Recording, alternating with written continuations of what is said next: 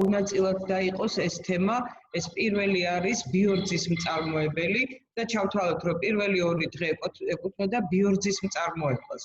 Აი დანარჩენი უკვე დღეიდან ეს არის ბიოყველის მწარმოებლისათვის მნიშვნელოვანი საკითხები.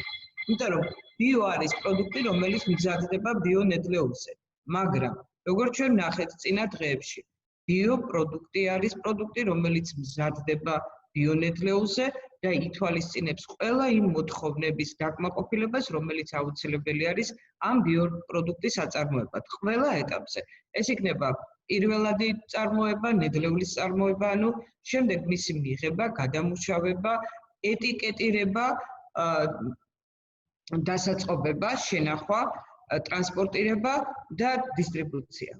ყველა ეტაპი უნდა იყოს იმ მოთხოვნების დაკმაყოფილებით შესრულებული, რომელიც აქვს ბიო წარმოებას, ბიომეურნეობას და ბიოპროდუქტის საბოლოო, ესე იგი, სახის შექმნას.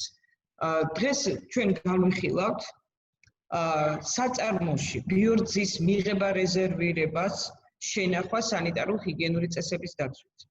ბიოყველის წარმოებისათვის საჭირო მილგაყვანილობის, ინვენტარის, მოწყობილობების ნიშანდებას. Აი ეს შეიძლება არსად არც ერთ სხვა ტრენინგზე თქვენ არ მოგისმენიათ სიტყვა ნიშანდება მიმართებაში რაიმე პროდუქტის საწარმოებლად. მაგრამ ბიოპროდუქტის წარმოებაში ამას ერთ-ერთი გადამწყვეტი მნიშვნელობა აქვს. და შემდეგი თემა არის ბიოყველის წარმოებისათვის საჭირო მილგაყვანილობების, ინვენტარის, მოწყობილობების რეცვა დეზინფექცია. საწარმოში ბიორძის მიღება, რეზერვირება, შენახვის სანიტარულ-ჰიგიენური წესები. საწარმოში მიღებული რძის შენახვა, რეზერვირება უნდა მოხდეს ჰიგიენური შესაბამისობის სუფთავზებში კონტამინაციის მაქსიმალური გამორიცხვის პირობებში. ჩვენ როდესაც ვსაუბრობთ ბიორძის მიღებაზე, ჩვენ ვსაუბრობთ აიმაზე, რომ უნდა იყოს მიღებული რძე საწარმოში მაქსიმალურად, ანუ 0 დონეზე დაყვანილი კონტამინაციის პრევენციის გზით. კონტამინაცია არის შეხება. ნებისმიერი შეხება რაც არ უნდა იყოს, ნივთი იქნება, ადამიანები იქნება თუ რა არის, ეხლა ჩვენ რატომაც ვართ ყველანი იზოლაციაში, ეს არის მიზეზი იმისა, რომ კონტამინაციაში არ შევიდეთ ერთმანეთთან და არ გადაგვედოს ვირუსი. სწორედ აი ამიტომ არსებობს ეს სიტყვა, რომ წარმოდგენაში კარგად დაგვიხატოს რას ნიშნავს, ანუ შეხება, ერთმანეთთან შეხება. აი ეს არ უნდა გქონდეს ბიონედლეულს, არა ბიონედლეულს. როგორც გვიშინ წინ ტესტები გავაკეთეთ, იქ ნახეთ, რომ სხვადასხვა კითხვები იყო, რა არის ბიოსაწარმო, ბიოპროდუქტი და შეიძლება თუ არა ბიოყველის წარმოება ყველა საწარმოში. როგორც თქვით, ბიო არის ყველი, რომელიც ბიორძეზე მზადდება, მაგრამ საწარმო, აი ბიომეურნეობა განსაკუთრებულად უნდა იყოს როგორც ბიომეურნეობა. ანუ ის უნდა აკმაყოფილებდეს ყველა იმ მოთხოვნას, რომელიც ბიოს მიმართ არის წაყენებული. მაგრამ საწარმო აბსოლუტურად აუცილებელი არ არის მხოლოდ ბიორძეზე მუშაობდეს და მხოლოდ ბიოპროდუქტებს ამზადებდეს. საკმარისი არის საწარმოს ჰქონდეს აღიარებული ის პრევენციული ზომები, რომელიც აუცილებელი არის საწარმოს არსებობისათვის და უნებელი პროდუქტის წარმოებისათვის, და შესაძლოა ჰქონდეს სრულად და კარგად დაწერილი, რას ნიშნავს რეცვა დეზინფექცია, რას ნიშნავს ჰიგიენური ნორმები და შესაბამისად აკმაყოფილებდეს ამას და რაც ყველაზე მთავარია, ყველა ქმედება, რომელსაც ახორციელებს საწარმო, ახორციელებს იმისათვის, რომ კონტამინაცია არ არსებობდეს. ანუ საბოლოოდ 100% იყოს აბსოლუტურად გამორიცხული კონტამინაცია ბიო და არა ბიონედლეულს პროდუქტს ინვენტარს შორის. ეს არის უპირობოდ აუცილებელი. ამიტომ ყველაფერი უნდა გაკეთდეს იმისათვის სანიტარულ და ამის გაკეთება ხორციელდება სანიტარულ-ჰიგიენური მოთხოვნების დაკმაყოფილებით და შესაბამისად მექანიკურად, ანუ ორი ყველი, ერთი ბიო და არა ბიო ყველი, არ შეიძლება ერთად დავდგოთ. არ შეიძლება ინვენტარი ბიოსი გამოყენებული იყოს არა ბიოში. ეს აუცილებლად, აი ჭრილ-ჭრილი ინვენტარი, ხო, ეს აუცილებლად უნდა იყოს იდენტიფიცირებული და კონკრეტულად ბიოსთვის ისა რა ქვია გადადებული. მაშინ არაბიო არაფერი არ უნდა მოხდეს. მაგრამ რაც შეეხება დიდ რეზერვუარებს, რაც შეეხება საწარმოს დიდ დანადგარებს, არავინ არ მოითხოვს იმას, რომ ბიოპროდუქტისთვის ეს იყოს ცალკე. მაგრამ არსებობს პრევენციული ზომები. ეს პრევენციული ზომები არის რეცხვა დეზინფექცია. ანუ რამდენად სწორად არის გარეცხილი ის ზედაპირი, რამდენად შეესაბამება ის მოხდენებს და შესაბამისად როგორი ჰიგიენის სტატუსი გააჩნია იმ რეზერვუარს, რომელშიც უნდა მოხდეს მაგალითად რძის მიღება ან შემდგომში ყველის წარმოება. 21 საუკუნეში ბევრი რამე შეიცვალა და ძალიან ბევრი რაღაცა გამარტივდა, თუმცა არც თუ ისე იაფი არის ეს ყველაფერი, მაგრამ არსებობს საშუალებები, რომლის საშუალებითაც ხდება იდენტიფიცირება და განსაზღვრა რა სტატუსი აქვს ზედაპირს. ანუ რამდენად ჰიგიენურია, რამდენად შესაბამისობაშია მოთხოვნებთან და რამდენად კარგად არის გარეცხილი და გაკეთებული დეზინფექცია. არის სხვადასხვა საშუალებები ამისთვის და ერთ-ერთი ყველაზე კარგი საშუალება არის პატარა დანადგარი არის ATF ტესტი, რომელიც აბსოლუტურად კლient ტესტი, ისა რა ქვია, ATF ტესტი, რომლებიც უშუალოდ პოულობენ პროტეინს, რომელიც აქვს მიკროორგანიზმს. თუ კი ისინი აღმოაჩენენ აუცილებლად და აქვს იმის საშუალებაც, რომ დაითვალონ. არის აპარატი, რომელიც ითვლის კიდევაც, ანუ რამდენი მიკრობი შეიძლება იყოს.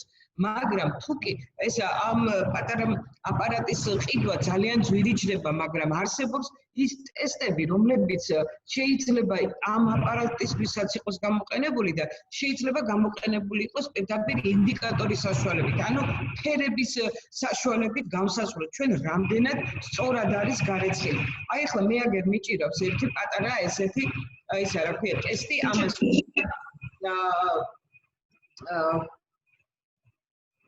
ეს რა ქვია ჰიგიენის მონიტორინგის ტესტი არის რიდა ჩეკი ქვია. ნახეთ რა პატარა არის მაპატით ყურის ბამბას გავს, ყურის აწმენდის ჩხიდებს გავს. ორივე ბოლოში აქვს ბამბა. მაგრამ ამ ბამბის მთლიანი ესა უკვე გადაგასულია და იმიტომ გავხსენი ვერ გავიმეტე ცოტა ძვირი ღირს ახალი. აი ამ ბამბას ერთ მხარეს წაუსმევთ ერთ ნაწილს, მეორე მხარეს სადღაც სხვა დანადგარი შეგვიძლია ესე კიდე გაუსვათ. აბსოლუტურად 10 სანტიმეტრი, 10 სანტიმეტრი, ანუ 100 კვადრატული სანტიმეტრი საკმარისია იმისთვის, რომ ჩვენ დავადგინოთ, რამდენად სწორად და სუფთად არის გარეცხილი ზედაპირი. აი ეს რიდა ჩეკი არის ერთ-ერთი ყველაზე იაფიანი საშუალება, რომლითაც ხდება პირდაპირ ნახვა იმის, რამდენად მარტივად არის, რამდენად კარგად არის ზედაპირი გარეცხილი და დამუშავებული. იმიტომ რომ არსებობენ ლაბორატორიები, რომლებიც ჩვეულებრივად ამოწმებენ ამას და აკეთებენ, მაგრამ ეს ლაბორატორია არის შეიძლება საწარმოსაც კონდეს მიკრობიოლოგიური ლაბორატორია, თუ პატარა ამას ვერ ახერხებს, მაგრამ დიდ საწარმოებს ძალიან დიდი მიკრობიოლოგიური ლაბორატორიები აქვს, მაგრამ მაინც გეტყვით, რომ აი ასეთი ექსპრეს ტესტების გამოყენება გაცილებით იაფი ჩდება იმ გაგებით, რომ ჩვენ ვხედავთ რეცხვის შედეგს.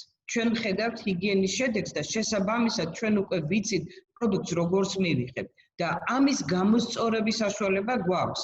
მე როგორც მიკრობიოლოგი გეტყვით, რომ საწარმოში სანამ ეს ტესტები გამოჩნდებოდა, მე ყოველდღიურად ვიღებდი ნაცხებს ყველა ზედაპირიდან და კლასიკურად ვთესავდი და მეორე დილით მქონდა პასუხი, მაგრამ ამდენი ხანი მოცდით საშუალება არც ერთი დანადგარის არ არის საწარმოში.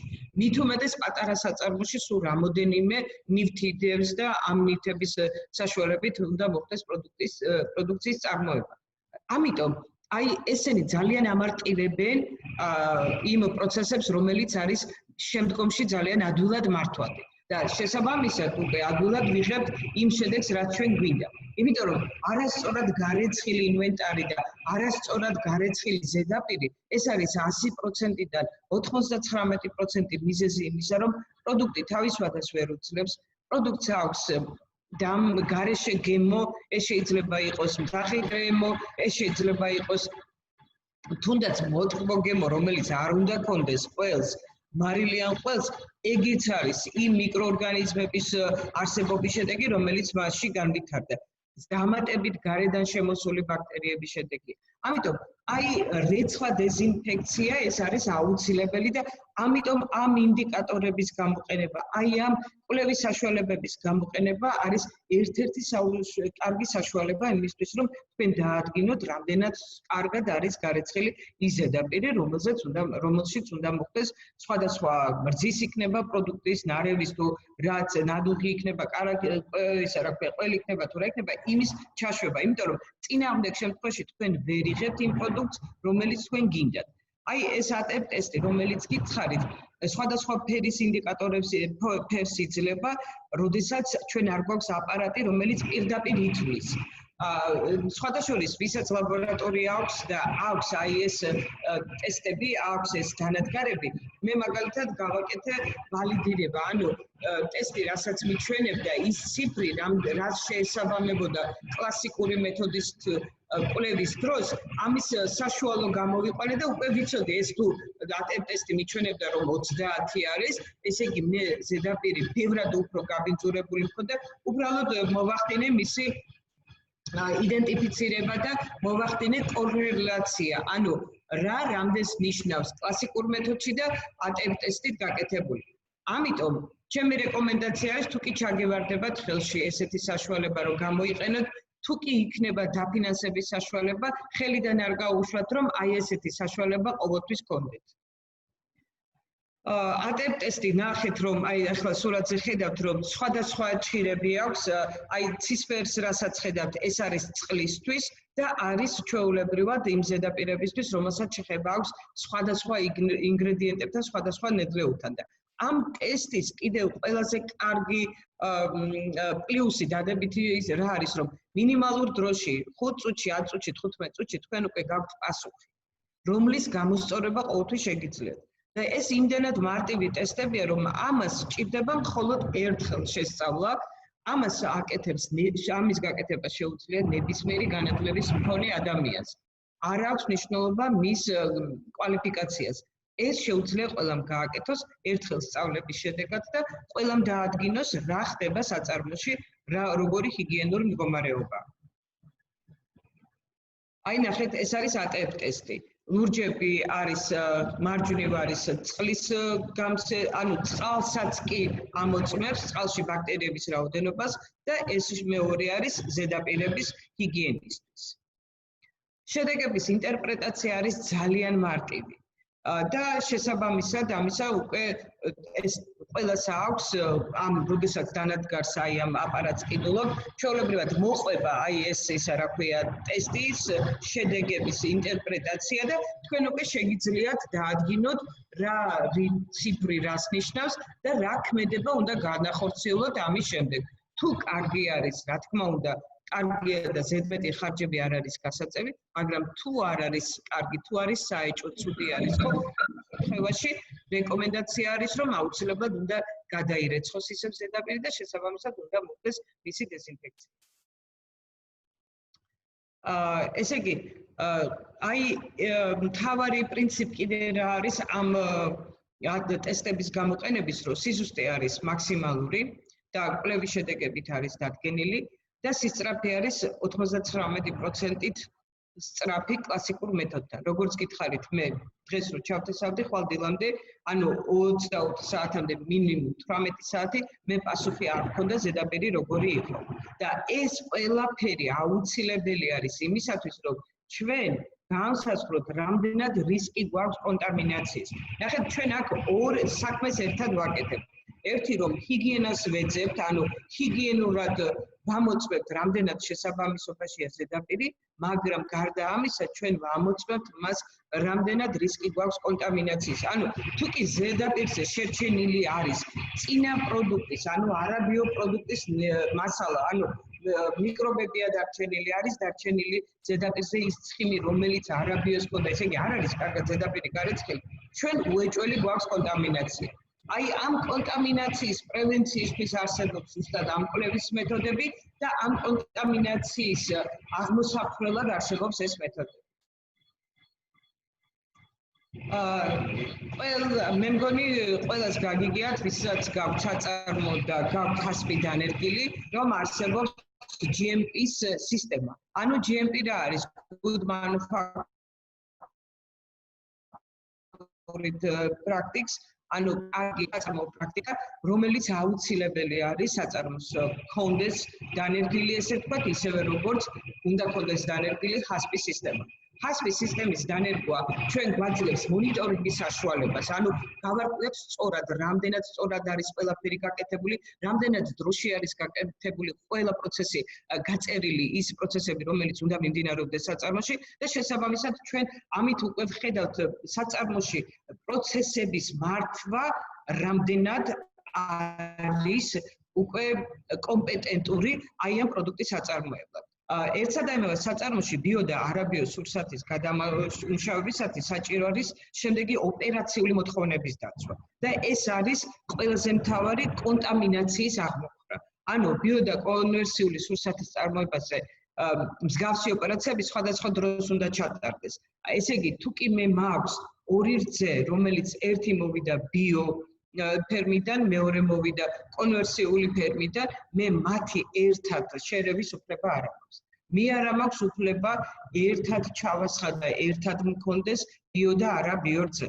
ანუ უპირობოდ მე ბიო რძე უნდა მივიღო ცალკე. უპირობოდ ბიო პროდუქტი უნდა ვაწარმოო სხვა დროში, იგივე სივრცეში, მაგრამ დრო და საშუალებები უნდა იყოს სხვა. ანუ სივრცეს მე არ ვირჩევ. მაქვს ერთი საწარმო, სადაც ვაკეთებ ყველაფერს, ერთსაც და მეორეს, მაგრამ მე საწარმო უნდა გავყო დროში. ანუ ვაკეთო ან ბიო ერთსა და ერთ საათის განმავლობაში, 2 საათის განმავლობაში, მე უნდა ვაკეთო არა ბიო. ისე რომ მე ორივე ერთად ვაკეთო და კონტამინაციის რაღაცა პროცენტები და მქონდეს, ეს არის ყველაზე დიდი დანაშაული ამ შემთხვევაში, იმიტომ რომ იმ ბიოს რაც მე გუშინ და გუშინ წინ ვისაუბრეთ ჩვენ და რაც მე შრომა გავწიე და ხარჯები გავწიე, მე იმას ყველაფერს ვყრით წყალში. ესე იგი, მთავარი ამომავალი წერტილი საწარმოში ბიოპროდუქტის წარმოების არის კონტამინაციის მინიმიზაცია, ანუ ნულ დონეზე დაყვანა. სურსათის ბიოწარმოებაში გადამუშავებამდე დანადგარები და მათი ზედაპირები, რომლებიც პროდუქტს ეხება, კარგად უნდა დასუფთავდეს, ანუ იმდენად რომ ჩვენ აი ამ ტესტებით იქნება თუ რა საშუალებით შეიძლება კლასიკური საშუალებით კი ბატონო, ღმერთ მაგდას ყველას ლაბორატორია ქონდეს, ამ საშუალებით ჩვენ უნდა გადავამოწმოთ, რამდენად გვაქვს ზედაპირი სუფთა. სურსათის ბიოწარმოებასთან დაკავშირებული ყველა ოპერაცია უნდა ჩატარდეს უწყვეტად საწარმო ციკლის დასრულებამდე და ნათლად მოხდეს ბიოპროდუქციის იდენტიფიცირება. ანუ ყველაფერი უნდა იყოს იდენტიფიცირებული ის, რომელიც არის ბიო. ბიოწარმოების მთავარი პრინციპია გარემოს დაცვა და ნარჩენების მართვა. გარდა იმისა, რომ მე ვმართავ სიტუაციას, რომ უნდა მქონდეს ზედაპირების სუფთა, მე არ უნდა შევახო ბიო არა ბიოს, ხო? გარდა ამისა, მე უნდა მქონდეს ის საშუალებები მხოლოდ, რომელიც არ აბინძურებს გარემოს და არ უქმნის საფრთხეს მას. და შესაბამისად, ნებისმიერ საწარმოში ჩვენ ვთქვით, რომ უნდა იყოს ხასპის სისტემა დანერგილი, რატომ? იმიტომ რომ მე უნდა მართო ნარჩენები. ანუ ნარჩენების მართვა არის ერთ-ერთი წინასწარი პროგრამა, რომელსაც ხასპი მოიცავს. ანუ თუ ხასპი მინდა დავნერგო, ჯერ წინასწარი პროგრამა უნდა მქონდეს მე გათვლილი და უნდა ნამდვილად უნდა მქონდეს გაწერილი ნარჩენები, როგორ უნდა ვმართო. ანუ სად უნდა წავიღო, როგორ უნდა წავიღო და როგორ უნდა დავამუშავო და როგორ უნდა მოხდეს დამუშავება იმ ნარჩენების საცავების, სადაც მე იმათ ვინახავ და სადაც მე ის თუნდაც 1 საათის განმავლობაში მქონდა. ანუ ეს პროცესი რაც იყო საწარმოში სხვა პროდუქტის მიმართ მოთხოვნადი, ხო? ეს მოთხოვნები ყველაფერი რჩება, ყველაფერი ძალაშია, მაგრამ მეათე ხარისხში აყვანილია ყველაფერი. ბიოყველი წარმოებისათვის საჭირო მილგაყვანილობების ინვენტარის მოწყობილობების ნიშანდება. მაგალითად, მე უკვე ფერმიდან მომივიდა რძე, ხო? და უნდა დავამზადო ყველი. შესაბამისად, მე უნდა მოვემზადო იმისათვის, რომ ამ რძეს დავახვედრო გამაცივებელი ანის აბზი, რომელშიც მე უკვე ვიწყებ პასტერიზაციას ან ყველის წარმოებას. ამისათვის მე უკვე თავიდანვე უნდა დავადო ნიშანი აი ამ იმას, რა ქვია, ავს, რომ ეს იწყება ბიოყველის წარმოება. ყველაზე მთავარი კიდევ რა არის? მე თვითონ მქონია შეხება იმასთან, რომ ერთი და იგივე საწარმოში მზადდება ბიოპროდუქტი და არა ბიოპროდუქტი. შესაბამისად, რძის მიმღებ პუნქტს არ აქვს ბევრი ავზი, რძის გამაცივებელი თუნდაც. შესაბამისად, რა ხდება? იწყება ქაოსი. აქ ყველაზე მთავარი არის სწორად მოხდეს დღის დაგეგმა. როდესაც ისმენთ? მთავარი რა არის? მოხდეს დაგეგმა სწორად დღის განმავლობაში. მე რა უნდა ვაკეთო? როდის მომდის ბიორძე? როდის ვიღებ სხვა რძეს? მაქვს თუ არა საშუალება მე ეს ორი პროდუქტი ცალ-ცალკე შევინახო? მოცდის რეჟიმის საშუალება მაქვს თუ არა?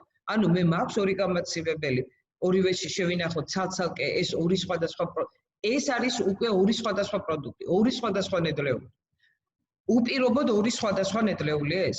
შესაბამისად, მე ცალ-ცალკე უნდა შევინახო ეს.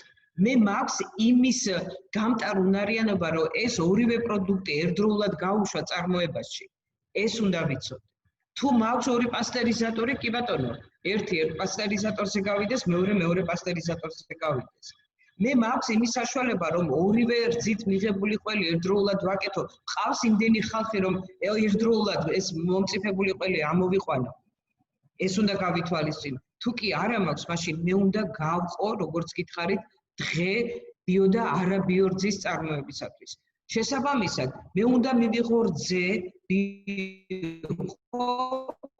ამიტომ მე უკვე წინასწარ უნდა მქონდეს გათვლილი, რომ იმ რძის მიმღებში, სადაც უნდა ჩავასხა ეს რძე, იქ არაფერი არ უნდა იყოს. როგორც გითხარით, უნდა იყოს გარეცხილი იდეალურ დონეზე და შესაბამისად, შემდეგ უნდა მივიღო მე ეს რძე. ჩავასხა ბატონო ამავში, მაგრამ ისე რომ მე უკვე გავიჭედო დროში და პასტერიზატორში მქონდეს გაშვებული, უკვე ან ყველის ავში უკვე მქონდეს არაბიო და მე უკვე სიჩქარის გამო ვაინდე და უკვე რძე მჟავდება და რა გავაკეთო? არა, უნდა გავატარო, უნდა გაუშვა. ეგრე არ გამოვა. ბიოპროდუქტი ესე არ გამოდის. ყველაზე მთავარი რა არის და სხვათა შორის ერთ-ერთი ყველაზე რთული პროცესი რაც არის? ეს არის დაგეგმა დღის. ეს არის დაგეგმა, როდესაც საწარმოში მოდის ბიო და არაბიო რძე, რა როგორ უნდა გავიდეს. რომელს აქვს უფრო მეტი საშუალება მოცდის, რომელ რძეს. მაგრამ იმისათვის რომ ეს ვიცოდე, რამდენად მაქვს მე დრო, რომ ეს ბიო რძე შევინახო, მისი მაჩვენებლები როგორია, მისი მახასიათებლები ფიზიკიური და მიკრობიოლოგიური როგორია, მე რა თქმა უნდა უნარჩვევები უნდა მქონდეს, მე უნდა მქონდეს მცირედი ლაბორატორია მაინც, რომ ელემენტალურად განსაზღვრო, როგორი რძე მივიღე. ჯავიანობა მინიმუმ უნდა განსაზღვრო, თუ ნახე რომ ჯავიანობა გზეში მოდიოდა რძე, თქვა რაღაცა მოხდა, მანქანა გაფუჭდა. არის შემთხვევები, რომ რძე საწარმოში გამაცივებლით არ მიდის. პირდაპირ პატარა იმებით, რა ქვია, თუნდაც 220 ლიტრიანი იმებით, კასრებით მიდის რძე. ახლოს არის ფერმა იმასთან, საწარმოსთან და უბრალოდ არ აცივებს ფერმერი რძეს, იმიტომ რომ 2 საათის განმავლობაში რძე უკვე აღწევს საწარმომდე. მაგრამ მანქანა გაფუჭდა. რძის მჟავიანობა გაიქცა და მაშინ რა უნდა გავაკეთოთ? მე არა მაქვს იმის საშუალება, რომ ეს რძე მოვაცდინო. ნახეთ, ყოველთვის უნდა დაიჭიროთ თქვენ თადარიგი იმის, რომ ბიორძე საფრთხე არ შეუქმნით. იმიტომ რომ ბიორძე არ არის დიდი რაოდენობით არასდროს. ყოველ შემთხვევისათვის ამ ეტაპზე საქართველოში ბიორძე ფაქტიურად მინიმალურია, მხოლოდ ერთ ფერმას აქვს. კი ბატონო, ღმერთმაგთანს ყველამ თქვენ აი ამ საქმეს მოკიდოთ ხელი და არ იყოს ამის დეფიციტი, მაგრამ კონკურენცია იქნება და აქ კიდე მე სხვა თემები წამოვა. ამიტომ მე აუცილებლად უნდა მქონდეს თადარიგი დაჭერილი იმისთვის, რომ ბიორძეს რომ მივიღებ, მისი გადამუშავება ეგრევე დავიწყო. ეს არის ყველაზე უკეთესი ვარიანტი. მაგრამ ყველაზე უარესი ვარიანტი ის არის, რომ მე ბიორძის შენახვის საშუალება მაინც უნდა მქონდეს. რომ დღის განმავლობაში არ, თუნდაც 24 საათი ვინახავთ რძეს, რა პრობლემაა? თუ კი მას გავაცივებთ 4 გრადუსამდე, ეგეც პრობლემა არ არის. თუ კი საწარმოს გაშვება მე არ მიღის ამ მცირედი რძის რაოდენობით, თქვათ თქვენ ახლები ხართ და შეიძლება დაიწყეთ ბიომეურნეობის წარმოება და შესაბამისად მე გადამუშავება, ხო? 100 ლიტრი რძე გაქვს. არ გიხრის 100 ლიტრი რძის გადამუშავება. მე ესეც მესმის არ არის პრობლემა. შეიძლება საღამოს რძე შეურიოთ და მე უკვე ერთად გადაამუშავოთ. მაგრამ აქაც მთავარი რა არის, რომ რძის შესანახის საშუალება უნდა გქონდეთ. და აქ არ უნდა იყოს პრობლემა ის, რომ აი ახლა მე ამ ბიორძეს არ ვიცი რას ვუზავ, სხვა გზა არ მაქვს და დავამატებ არაბიორძეს. შე დამთავრდა თქვენ ბიორძე არ აქვს. ბიორძე არის მხოლოდ ბიორძე. და სხვა რძე არის ბიორძე და არაბიორძე ერთად. ამიტომ ბიორძეს ვერაფერს ვერასოდეს ვერ დაამატებ. ის კონკრეტულად უნდა იყოს ცალკე. ესე იგი, რა ხდება, ყველაფერი უნდა იყოს მოწესრიგებული, გარეცხილი და ნიშანდებული. ჩვენ ნახავთ მე ნიშანდება როგორ უნდა მოხდეს. რა მნიშვნელობა აქვს ყველაფერს ამას? ის რომ ეს არის კონტამინაციის საწინააღმდეგოდ პრევენციული ზონა. რომ ყველაფერს აქვს ნიშანი და მე მაქვს მოცდის საშუალება რომ ბიორძე რომ უნდა მივიღო ყველაფერი მაქვს გარეცხილი ისე როგორც მოითხოვს ბიორძის რეცხვის რეჟიმები და შესაბამისად უკვე მე მივიღებ სხვა ბიორძებს და დავიწყებ მის გადამუშავებას. აი ნახეთ სანიშნი. ესეთი პატარა ფირფიტები დაწერილი ბიო ნებისმიერი ფერით, ნებისმიერად როგორც თქვენ გინდათ ოღონდაც უნდა ეწეროს, ან იმიტომ უნდა ეწეროს, რომ ახალი მოსული თანამშრომელიც რო იყოს, უნდა მიხვდეს რაზეა საუბარი. ზოგადად იდენტიფიცირება საწარმოში მაგალითად ჩემთვის არის ერთ-ერთი მნიშვნელოვანი მომენტი და რატომ? იმიტომ რომ შეიძლება ადამიანი ახალი მოვიდეს და ყველაფერს იმ წუთას ვერ გააცნო, ყველაფერს იმ წუთას ვერ აუხსნი, მაგრამ თვალსაჩინოება უნდა იყოს, რომ დღეს 21 საუკუნეში ძალიან მარტივია სურათების, წარწერების, პატარა წარწერების ნახვა და მათი აღქმა. ამიტომ აუცილებელი არის, ვინმეს რამე არ დაავიწყდეს, რამე არ გამორჩეს, უცებ რაღაცა ონკანი არ გადართოს და იქ არაბიო არ შეუშვას ბიოში. აი ამიტომ, აი ესეთი სანიშნები კაუჭებით უნდა გქონდეთ რამოდენიმე ცალი საწარმოდან გამომდინარე, პროცესებიდან გამომდინარე და სანამ დაიწყებთ ბიორძის წარმოებას. და ეს ხდება როდის? როდესაც თქვენ დაიწყებთ რეცხვა დეზინფექციას და მომზადებას უკვე ბიორძის მისაღებად და შემდეგ მის გადასამუშავებლად, ყველაფერს უნდა დაედოს აი ეს ნიშანი. ყველგან უნდა კაუჭით უნდა ჩამოეკიდოს ბიო. ეს რას ნიშნავს? ეს ნიშნავს იმას, რომ უკვე ეს ხაზი დაკავებულია და აქ არაბიოს გაშვება დაუშვებელია. ყველის ფორმები. მე ვთქვი რომ ის რაც დიდია, ავზები, პასტერიზატორი, გამაცივებელი, ამას ვერავინ ვერ მოგთხოვთ, რომ ბიოსთვის კონდეთ ცალკე. ვერავინ. თავარია თქვენ ნიშანდება გააკეთოთ სწორად. მაგრამ ყველის ფორმები, თქვათ ხაჭოს სტომრები, ესენი უპირობოდ უნდა იყოს ცალკე. იმიტომ რომ თქვენ კარგად იცით რომ დრო და დრო ჯერ ესეთი ფუჭდება, ეს ერთია, მაგრამ ნახეთ რა ხდება ყველი ზოგჯერ მე მინახავს ძალიან ბევრ საწარმოში თითქოს ძალიან კარგად გარეცხილია ფორმა, მაგრამ ყველი მირჩენილი არ შეიძლება. ისე კონტამინაცია. კონტამინაციის გამორიცხვის მიზნით აუცილებელი არის რომ ბიოყველისთვის ფორმები იყოს ცალკე. იმ ფორმებში სხვა არ უნდა ჩავიდეს და ყველაზე მთავარი რა არის? უნდა იყოს ადგილი გამოყოფილი და უნდა იყოს იდენტიფიცირებული რაიმე განსაკუთრებული სხვა ფერით. მე ვიცი ახლა სხვადასხვა საწურები არის, ვინც საწარმოში იყენებს, თქვენ კარგად იცით, რომ ყველაფერის არის, ყველა ზომის არის. აი ბიო, ეკო, ყველაფერი აი მიბმული არის, ჩემი რეკომენდაცია ესეთი იქნება, რომ მწვანე ფერთან, აი ბუნებასთან არის ასოცირებული, ხო? შესაბამისად, იმისთვის, რომ ძალიან მარტივად მოახდინოთ ამის იდენტიფიცირება და ეს ყველას თავში ძალიან მარტივად ჩაუვიდეს, თანამშრომლების რაოდენობა როცა ყავთ მით უმეტეს, ხო? აი ამისთვის უნდა იყიდოთ მომწვანე ფერის. და დამთავრდა, სხვა ყველა იქნება სხვა არაბიო პროდუქტისთვის და აი ეს მომწვანე ფერი იქნება უკვე ბიოყველისთვის. ძალიან მარტივია. ეს უკვე ფაქტიურად იმთავითვე არის ნიშანდება, ეს არის განსხვავებული და ვერავინ ვერაფერში ვერ შემოგიდავება და თქვენც არ გამოგრჩებათ. მე მქონდა ამის ისა რა ქვია პრაქტიკული გამოცდილება მაქვს, რომ აი ესე თავიდან ვაიმე როგორ გავარჩიოთ, ეს როგორი ძნელი იქნება და აი რა ხდებოდა იცით? იყო მომენტი რომ არ ქონდათ ყველის ფორმა, არ ყოფნიდათ რა. ნუ ბევრი ყველი რძე მოვიდა და ფორმა არ ყოფნით. და ამ ბიო ყველის ფორმები დებს. დამიჯერეთ იმდენად ჩავიდა გონებაში რომ იმის გამოყენება არ შეიძლებოდა არა ბიოსთვის, კაციშვილს მაგ ფორმებისკენ არ გაუხედავს. ეს არის უკვე აღზრდა იმ პერსონალის, რომელიც ამ საქმეში არის. რომ უნდა უთხრათ, აუხსნათ, ვიცით რა ბიო მინდა და ბიო უნდა იყოს და ამიტომ ამას დაანებებ თავს, როცა არაბიოს აკეთებ. მორჩა. ძალიან მარტივია და ესა რა ქვია, ნახავთ, თქვენ თვითონ გამოცდით, იმიტომ რომ მე ამის 2-3 წლიანი სამახს გამოცდილება, რომ კაციშვილი არ იხედებოდა ინფორმებისკენ. იმიტომ რომ ეს იყო ბინго.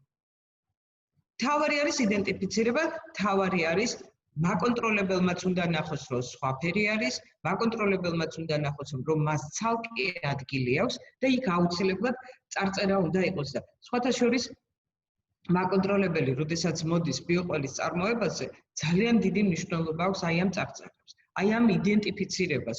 სხვა შემთხვევაში თუ საწარმოში ისე ინტენსიურად თქვა, სუქსატის უნებლობა დიდად არ მოითხოვს ზედმეტ რაღაცებს, ხო?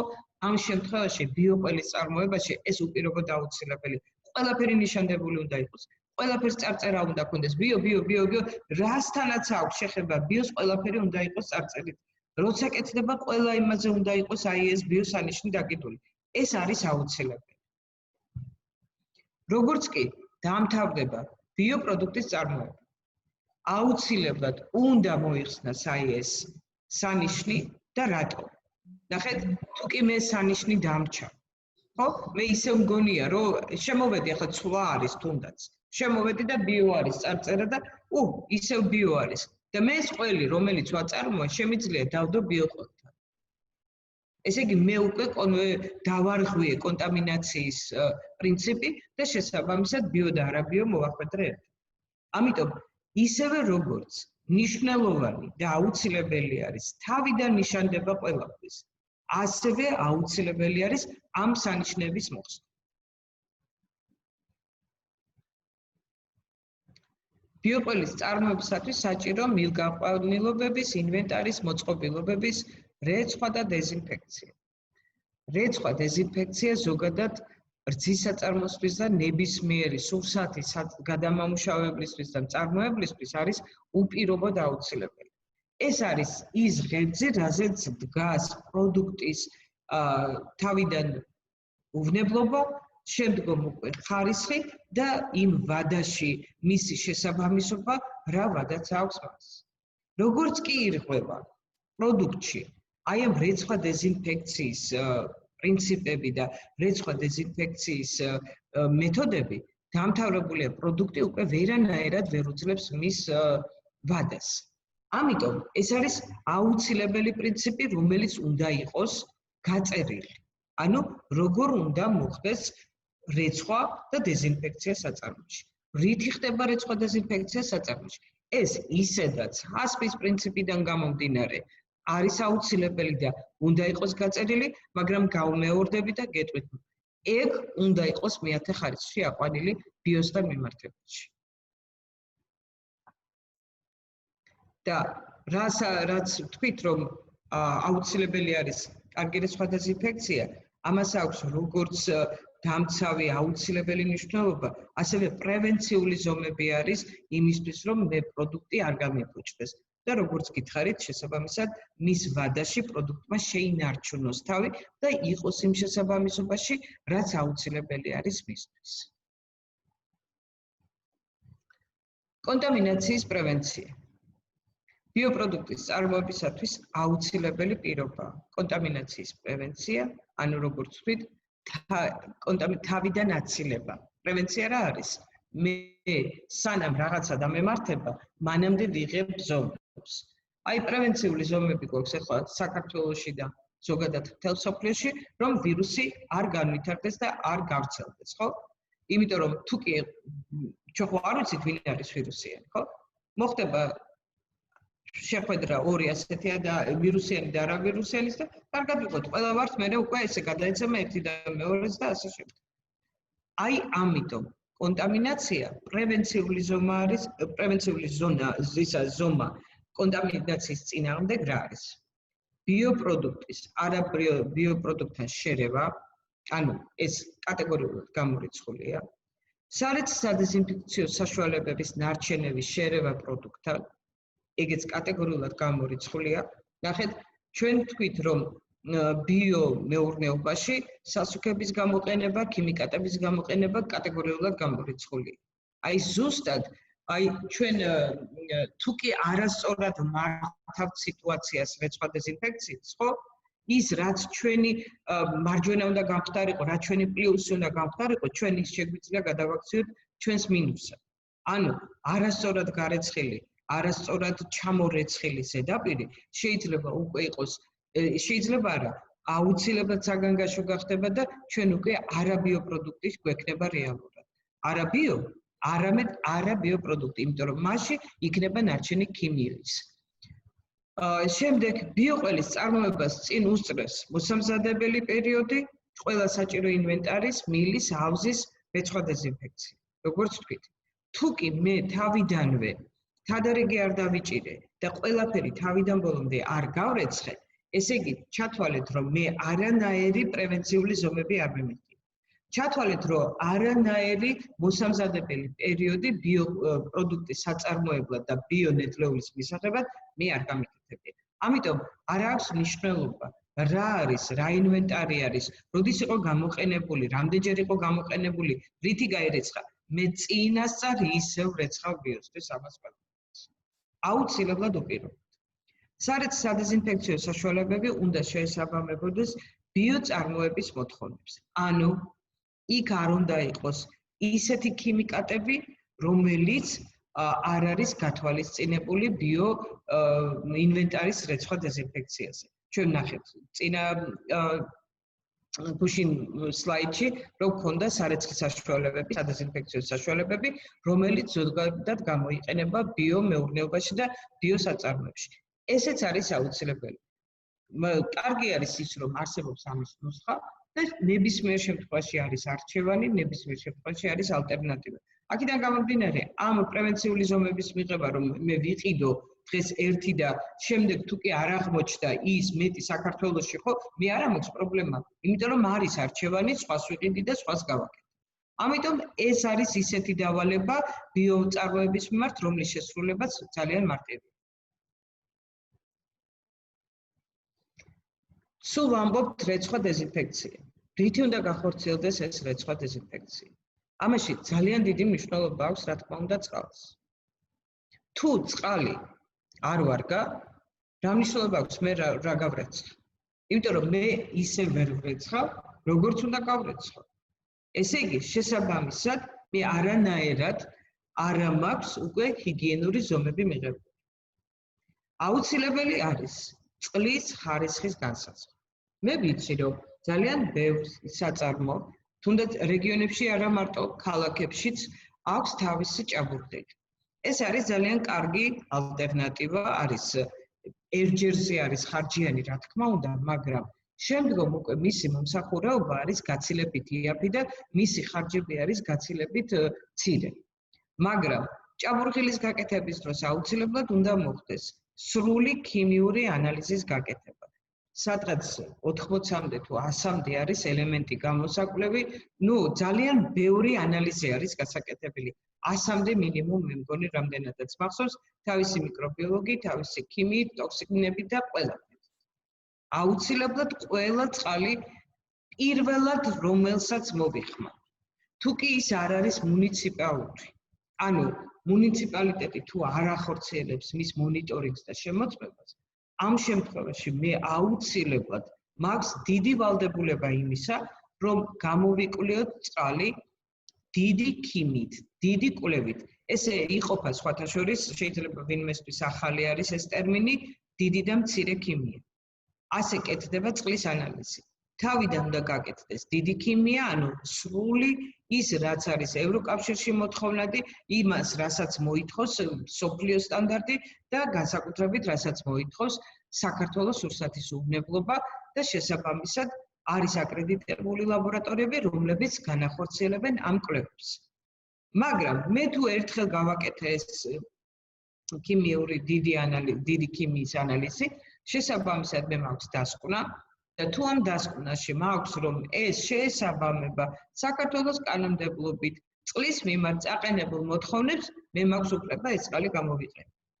მაგრამ მე არ მაქვს უფლება ამ ერთ ანალიზს დავჯერდე და შემდგომ უკვე თუ კი მოხდა რაიმე დიდი კატაკლიზმა, მოხდა წყალდიდობა, მეწყერი ჩამოწვა რაღაცა ხო, ამ შემთხვევაში მე მაქვს აუცილებლობა ეს წყალი ისევ გადავამოწმო, ისევ დიდი ქიმიით და მიკრობიოლოგიით. სხვა შემთხვევაში, კვარტალში ერთხელ, როგორც ხდება, ნებისმიერი ორ წელიწადში ორჯერ, უფრო სწორად, თუმცა მე სადაც ვარ, იქ ყოველთვის კვარტალში ერთხელ მიჩვენია გავაკეთებიო წყლის ანალიზი, ისევე როგორც პროდუქტის ანალიზი. მიკრობიოლოგიურ მახასიათებლებზე და ზოგადად სანწინდანით მოთხოვნილ ყველა უვნებლობის პარამეტრზე. ესე იგი, აუცილებლად წყალი მინიმუმ წელიწადში ორჯერ უნდა შემოწმდეს გარე ლაბორატორიაში სანწინდანით გათვალისწინებულ მოთხოვნებზე და წყლის ხარისხით გათვალისწინებულ მოთხოვნებზე. მცირე ქიმია არის საკმარისი. აქ არის სხვადასხვა თუ კი ხდება დაქლორვა წყლის, ეგ აუცილებელი არის, რომ შეიქმნას შესწავლილი და 1-დან 2 საათამდე მაქსიმუმ წყალი უნდა მოხდეს ლაბორატორიაში, რომ აქტიური ქლორის რაოდენობა განსაზღვრონ და უნდა მოხდეს მიკრობიოლოგიური კვლევის ჩატარება. მიკრობიოლოგია ეგ არის უპირველესად აუცილებელი წყლის ხარისხთან მიმართებაში.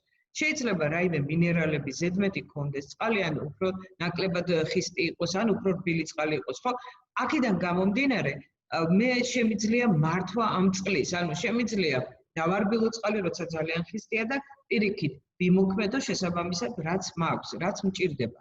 მაგრამ ის რომ მიკრობიოლოგიური კვლევა მე უნდა ჩავატარო, ამაში ორი აზრი არ არსებობს, იმიტომ რომ მიკრობიოლოგიური კვლევის შედეგად მე უკვე ვიგებ, როგორი წყალი მაქვს, რისი უფლება მაქვს მე ამ წყლით რა შემიძლია ამ წყლით გავაკეთო. ანუ ამ წყლით პროდუქტთან შეხება არის, ამ წყლის პროდუქტთან შეხება არის მიზანშეწონილი. ამ წყლით გარეცხვა არის მიზანშეწონილი. თუ კი მე ეს არ მეწოდინება, შესაბამისად, მე ამ წყლის გამოყენების უფლება არ აქვს. ძალიან ხშირად ყოფილა შემთხვევა, რომ ლაბორატორიაში მიაქვთ წყალი და სამწუხაროდ მე გამიგია, ჩემი მეგობარი მუშაობს ერთ-ერთ აკრედიტებულ ლაბორატორიაში და მეუბნება, რომ ირმა მოაქვთ წყალი აბსოლუტურად სტერილური, შიგნით არაფერი არ არის. საიდან? მაშინ, როდესაც არ არის ასეთი წყლის მიკრობიოლოგია, ესეთი ვერ არის ჩვეულებრივად მუნიციპალურში, მაშინ მინიმალური რაოდენობა მაინც არსებობს ბაქტერიებს. ესე იგი, წყალი ან გადახარშული აქვს, ანუ ნებისმიერ შემთხვევაში გადამუშავებულია წყალი და შემდეგ ისე მიაქვს.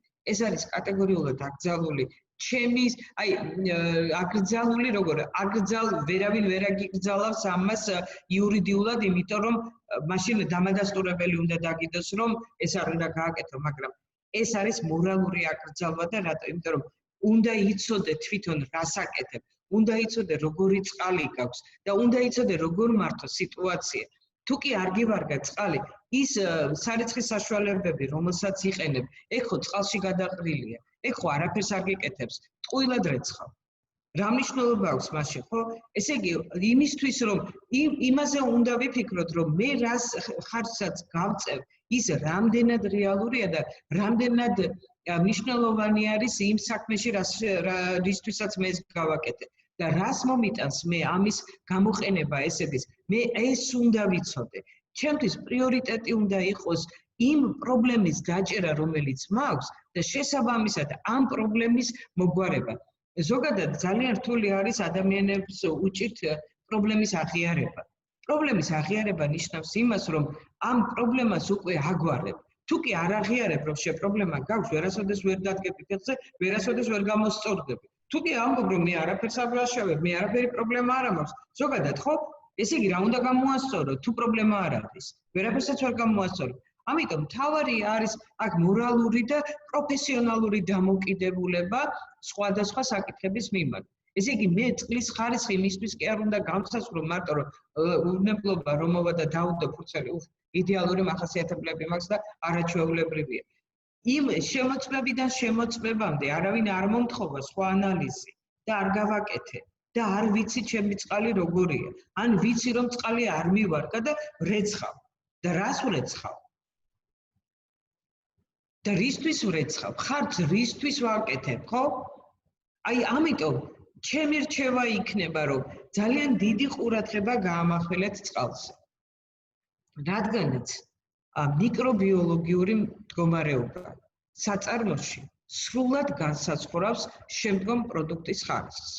მე ძალიან ხშირად მქონია შემთხვევა, როდესაც თქვათ მეუბნებიან, რომ ქალბატონებმა აი გავრეცხე იმით ვამოწმებდა არ ვარგა რატო იმიტომ რომ კუთხე დატოვა სადღაც კუნჭული დატოვა სადღაც ქვედა ზედაპირი დატოვა მომრევთან დატოვა იქ ჩატოვებ და თქვენ კარგად იცით რომ მიკროორგანიზმები ეს იმდენად სწრაფად ვრცელდებიან და იმდენად სწრაფად მოედებიან ზედაპირს რომ არა იდეალურად გრძნობენ ყველგან თავს მით უმეტეს მაშინ როდესაც საუბარი არის რძის პროდუქტზე იმიტომ რომ რძემჟავა ბაქტერიებთან ერთად არსებობს 1000 გვარი ბაქტერიები რომლებიც რძეში ძალიან კარგად იდეალურად გრძნობენ თავს ამ შემთხვევაში მათთვის გამრავლების საშუალება არის იდეალური, იმიტომ რომ ცხიმი არის იდეალური, ნახშირწყლები არის, ცილა არის, რაც უნდა, რომელი პროდუქტიც უნდა, რომელი ელემენტიც უნდა, რომელი ნედლეულიც უნდა, აბსოლუტურად ყველაფერი აქვს იმისთვის, რომ განვითარდეს. და რა ხდება ახლა? ბაქტერიები, ჩვენ ახლა მიკროორგანიზმები არსებობენ ვირუსები და ბაქტერიები. ჩვენ ახლა ზოგადად გლობალურად მსოფლიოში ვირუსები ვწვით და ამასთან ბრძოლა კიდევ უფრო რთული არის, იმიტომ რომ ის იმდენად პარაზიტია ვირუსი, რომ მხოლოდ ადამიანის ორგანიზმში უნდა განვითარდეს. რეალურად სხვაგან ვერ ვითარდება, ვერ მრავლდება, უბრალოდ თავს ინარჩუნებს რაღაც გარკვეული პერიოდის განმავლობაში და ისევე როგორც კი იპოვის იმას, რა ქვია, მასპინძელს, ეგრევე იწყებს გამრავლებას. აი ბაქტერიები კიდევ როგორები არიან? ბაქტერიებს აქვთ აბსოლუტურად ორგანიზებული ორგანიზმი. მათ შეუძლიათ აბსოლუტურად თავისუფლად იმ ნივთიერებებით, რომელიც აქვთ, თავი შეინარჩუნონ ძალიან დიდ ხანს. შეუძლია კაფსულა გაიკეთონ და ჩვეულებრივად ცისტა გაიკეთონ და ძალიან კარგად რამოდენიმე წელიწადიც, მაგალითად, შავი ჭირი ხო, შეიძლება 100 წელი იყოს იმაში ნიადაგში. საერთოდ პრობლემა არ აქვს. მაგრამ არსებობენ ძემჟავა ბაქტერიები, რომლებიც ჩვეულებრივად იდეალურად მრავლდებიან როგორც რძეში, ასევე სხვა ზედაპირებზე და წარმოიდგინეთ ახლა რძეში რომ არის და ასევე ყობის ბაქტერიები არის, რომლებიც იდეალურად მრავლდებიან. იმით ყობის ბაქტერიას რა უნდა ნეტარ რძეში, ხო? არის ფსევდომონები. საიდან მოხდა? იცით საიდან მოხდა? რძეში ყველანაირი ბაქტერია ხდება და რატომ? იმიტომ რომ ნებისმიერი რძე, რომელიც იწვევება საწველ გარემოში, ხო? ჩვეულებრივად იქ შეიძლება ქარმა დაუბეროს წველის დროს და მაშინ მოხდეს რაიმე იმას თუნდაც თივასთან ერთად. თივაზე უამრავი სახის ბაქტერია არის. ჩვეულებრივად მოხდა რძეში. ასევე ქარმა დაუბერა, ქარშიც ძალიან ბევრი ბაქტერია მოძრაობს, სადღაციდან მოუბერა, რაღაციდან აი ესე მტვერი სახით რომ წამოიღო და პირდაპირ ჩადო რძეში. ძალიან დიდი რაოდენობით ბაქტერიები შეიძლება მოხდეს რძეში. და ამის რისკი არის აბსოლუტურად ყველა მხრიდან. შეიძლება მწველავს ხელზე რაღაცა ინფექცია აქვს. მაშინ რაღაც ინფექციური პროცესი მიდის, სტაფილოკოკები აქვს, სტრეპტოკოკები აქვს და შესაბამისად ბაქტერიები მოხდა. ასევე ჩვენ არ ვართ დაზღვეული იმისგან, რომ რძეში არ ხდება ის მიკროორგანიზმები, რომლებმაც მასტიტი გამოიწვია. შეიძლება მე გუშინ გესაუბრეთ, რომ მასტიტი შეიძლება მიმდინარეობდეს სუბკლინიკურად, რაც ყველაზე დიდი საფრთხე და საშიშროება, იმიტომ რომ აქ ყოველთვის არის სომატური უჯრედების რაოდენობა გაცილებით მეტი, რისკი მეტი იმისა, რომ ორგანიზმი ეჩვევა უკვე ორგანიზმს ეჩვევა ეს ბაქტერიები, ძალიან კარგად გრძნობს თავს და შესაბამისად კარგად ვითარდება და მრავლდება. და მის საწინააღმდეგო ჩვენ ქმედებებს არ განვახორციელებთ, იმიტომ რომ ჩვენ ვერ ვხედავთ შედეგს. კერტი არტკივა, ცური არტკივა იწოლება ძროხა მშვენივრად. რძე არ შემცირებულა, მაგრამ ორგანიზმში არის. ესე იგი, ეს დაავადების გამომწვევი პათოგენური მიკროორგანიზმები შემდეგ ორგანიზმში იწვევენ რას? აუცილებლად ეჩვევიან ორგანიზმს, იწვევენ იმას, რომ ეს ორგანიზმი ანტიბიოტიკების მიმართ საერთოდ ცნობელობა აქვს დაკარგული და რამდენიც გინდა გაჭრილი ანტიბიოტიკით არანაირი ზემოქმედება არ აქვს და რა ხდება? ბაქტერია მრავლდება და სად მიდის? აუცილებლად რძეში ხდება. უბრალოდ რძეში ხდება უმტკივნეულოდ. ანუ ფური ვერ გრძნობს ამას. არტკივა, რომ მის რძესთან ერთად მიდის ეს ბაქტერიები. მაგრამ რუსებმა რომ იცეთ, ნიენ ხუდა ბეზდაბრა როდესაც კლინიკური ფორმა არის მასტიტის, იმ შემთხვევაში რა ხდება? ცური ტკივა, კერტი ტკივა და შეიძლება სულაც არ მეუშვას, ძროხამ ეს არის მწველავი. და თან მეორე მომენტია, მწველავიც ხედავს, რომ არის გაღიზიანებული, არის დაზიანებული და შესაბამისად უკვე ცდილობს როგორმე უმკურნალოს. მეორე საკითხია, რამდენად სწორად მკურნალობს და ბოლომდე ხდება აი ამ იმის რა ქვია გამოწევი მიკროორგანიზმების განადგურება, მაგრამ ის რომ ეს ბაქტერიები რძეში ვერ მოხვდებიან და შესაბამისად მისგან უკვე პროდუქტი არ იქნება ნაწარმი, ხო? ეს უპირობოდ არის. ესე იგი, ჩვენ ორი უკიდურესობის ქვეშ ვართ. ამიტომ არის რომ არსებობს კვლევის მეთოდები, იმის რა ქვია, მასტიტის არის ძალიან ბევრი სხვადასხვა ტესტი და ერთ-ერთი ჩემთვის საყვარელი ტესტი არის კალიფორნია ტესტ მასტიტი, რომელიც პირდაპირ წველის დროს შეგიძლიათ გამოიკულიოთ ნებისმიერი კერტი ცურის მეოთხედი, საიდან შეიძლება წამოვიდეს დაავადებული ისა რა ქვია რძე, ანუ სადაც შეიძლება იყოს მიკროორგანიზმები.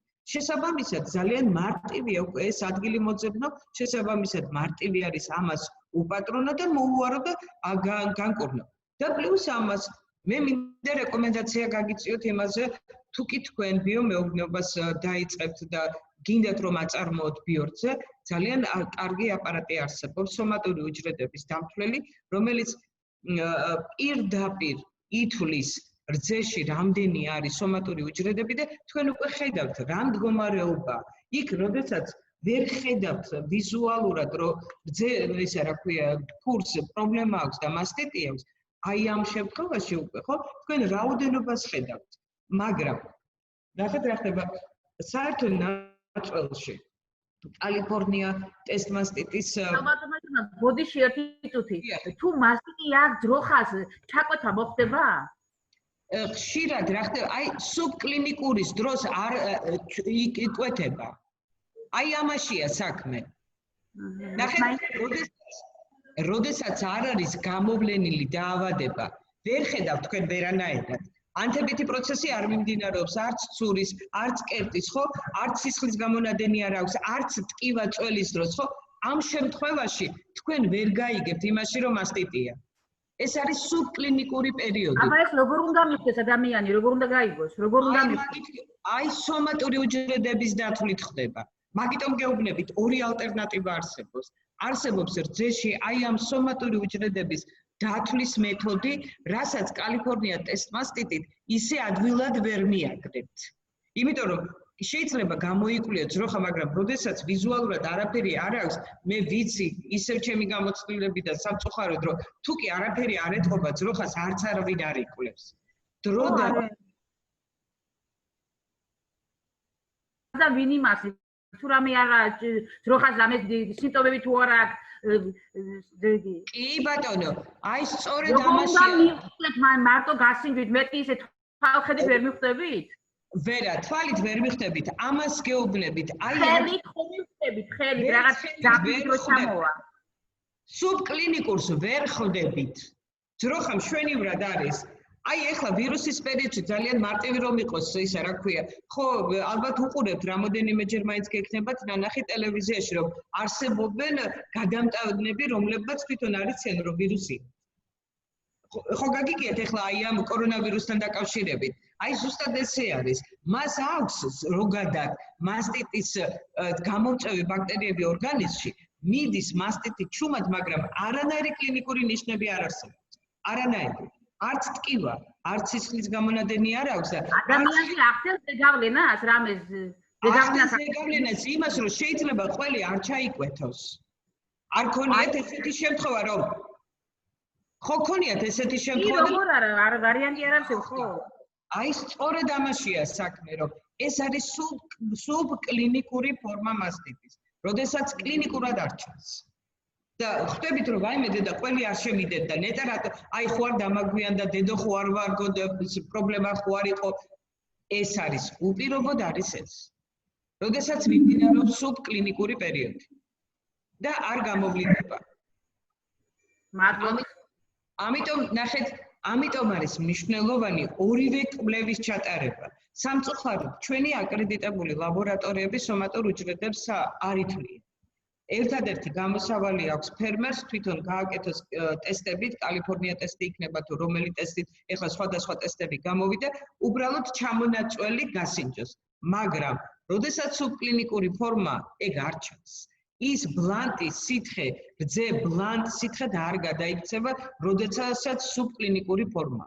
და აი ამიტომ არის რისკის ფაქტორი ძალიან დიდი, რომ რძე ფაქტიურად მავნებელია. არ არის ის უნებელი, მაგრამ ვერავინ ვერ ხედავს და ამის შედეგს ხედავთ მე უკვე ჩვენ. მიკროორგანიზმები ზოგადად არიან ისეთი ცოცხალი ორგანიზმები, რომლებსაც ჩვენ ვერასოდეს ვერ ხედავთ, მაგრამ ესენი არიან ისეთი ორგანიზებული ორგანიზმები, რომლებიც თავისი არსებობის შედეგს ყოველთვის გვაჩვენებენ. უბრალოდ ამას უნდა პროფესიონალიზმი, ამას უნდა მიკვლევა, ამას უნდა გამოკვლევა და შესაბამისად სწორი დასკვნების დადება, რატო მოხდა. ძალიან ხშირად მქონია შემთხვევა, რომ მე მირეკავენ და მეუბნებიან, იცით რა, ვაიმე, ყველი არ გვიდედება. ვეუბნები, გასინჯეთ ისა, რა ქვია, კალიფორნიაზე, მასტიტი შეამოწმეთ, სომატურ უჯრედებზე თუ შეამოწმეთ. მეუბნებიან, რომ შეამოწმეს იქ ტესტი აქვს რაღაცა და ყველაფერი კარგად არის. კი ბატონო, არის მომენტი, როდესაც ტესტი უარყოფითია, შესაბამისად მე რამოდენიმე ის მყავს ისეთი, რომ გავასინჯიე, დავათვლევინე აი ამ დანადგარით ის რა ქვია, სომატური უჯრედები და აღმოჩნდა, რომ სომატური უჯრედებიც ნორმალშია, მაგრამ ყველი არ დედდება. რატომ? იმიტომ რომ ის ისა რა ქვია აი რა იწევს მასტის ავანტყობას რა იწევს? მასტიც იწევს შეჭრა იმ მიკროორგანიზმების, რომლებიც უკვე ცურში იწვევენ ანთებით პროცესს.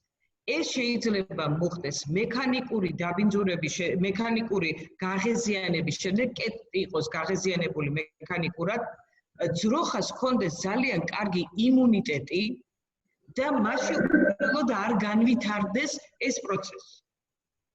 თან მეორე მომენტია, რომ შეიძლება აი ამ დაავადების გამომწვევი მიკრობი იყოს შედარებით სუსტი, მაგრამ ის რომ პირუტყვი არის ძალიან ჯამრთელი, კარგად მოვლილი, კარგად ნაკვები, არ აქვს პრობლემა, არ არის სუსტი მისი ორგანიზმი, შესაბამისად მან გაუწია წინააღმდეგობა და ამიტომ არ წამოვიდა უკვე ინფექციური პროცესი.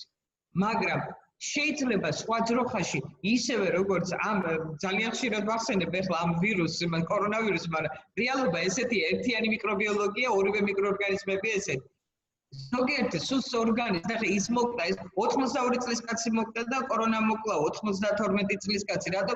იმიტომ რომ სხვა ორგანო არაფერი არ უარყოფდა და კორონა მოერია. აი ისევია. საბისადაც ნახა იხაჯდა. ბატონო? სლაბ ტოჩკას ნახავს იგжდება. აი თუ კი ორგანიზმი არ არის ძლიერი, იმ შემთხვევაში უკვე ძალიან მარტივად ვითარდება მაგაში.